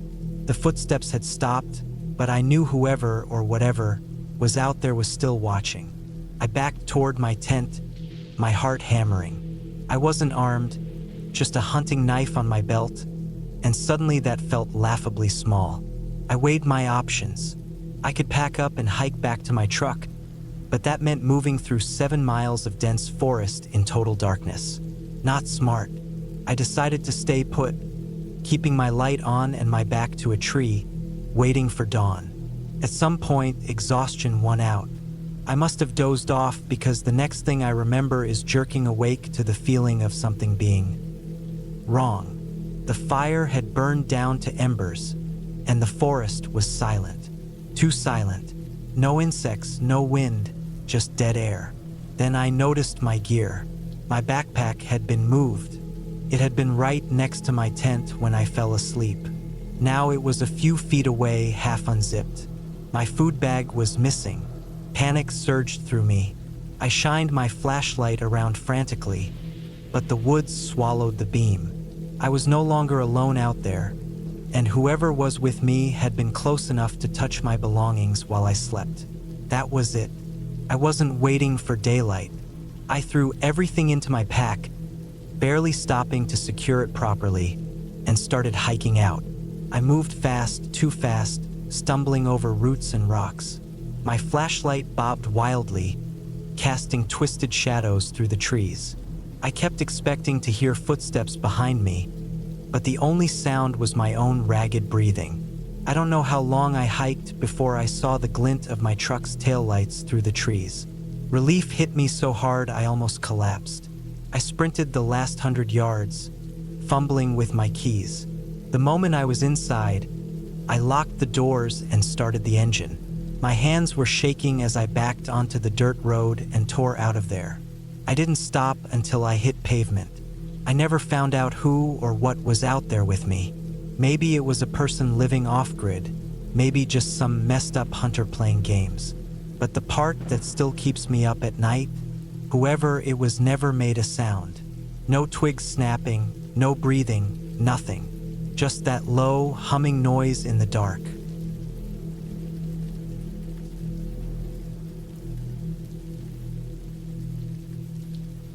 The drive to the campsite felt longer than it should have.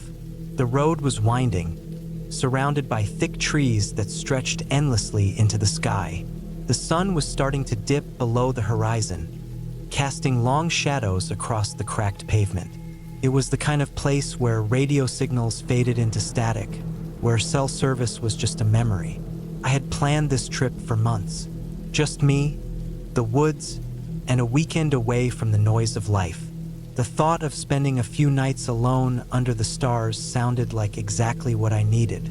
When I finally pulled up to the site, the air was thick with the scent of pine and damp earth. The campsite was simple, a clearing in the woods with a fire pit and a flat spot for my tent. There was no one else around. That was the whole point. I set up my tent quickly, wanting to get everything in place before dark. The sun was just a sliver on the horizon by the time I gathered enough wood for the night. The first night was uneventful. The fire crackled, filling the silence with its steady pops.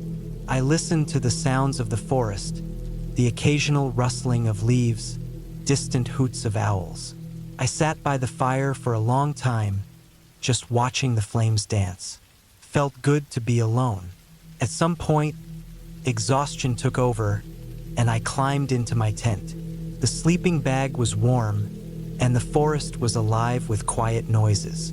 I drifted off quickly. Sometime in the middle of the night, I woke up. I wasn't sure why.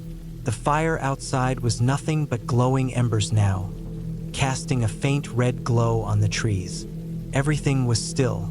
Then I heard it, a sound in the distance. It was faint, but it was there. Footsteps, slow, deliberate. I held my breath, listening. The sound was coming from the woods, somewhere beyond my campsite.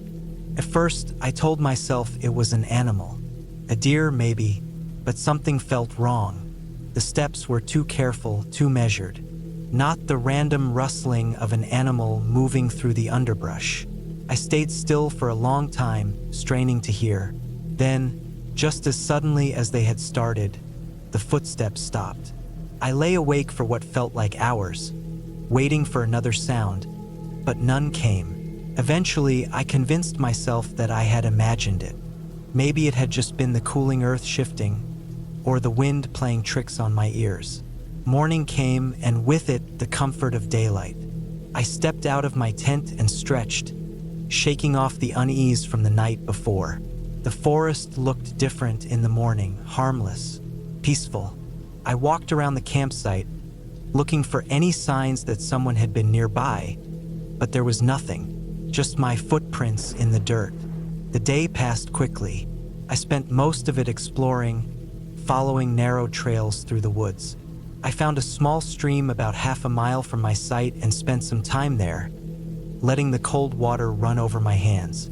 The whole time, I couldn't shake the feeling that something was off, like I was being watched. I told myself I was just being paranoid. That night, the fire felt like my only source of safety. The darkness pressed in from all sides, thick and impenetrable beyond the glow of the flames. I forced myself to eat, to drink water, to act normal. But my ears were always listening, waiting for another sound. I didn't have to wait long. The footsteps came again, this time closer. I froze, my heart hammering. The sound was unmistakable now. Someone was out there, standing just beyond the light of my fire.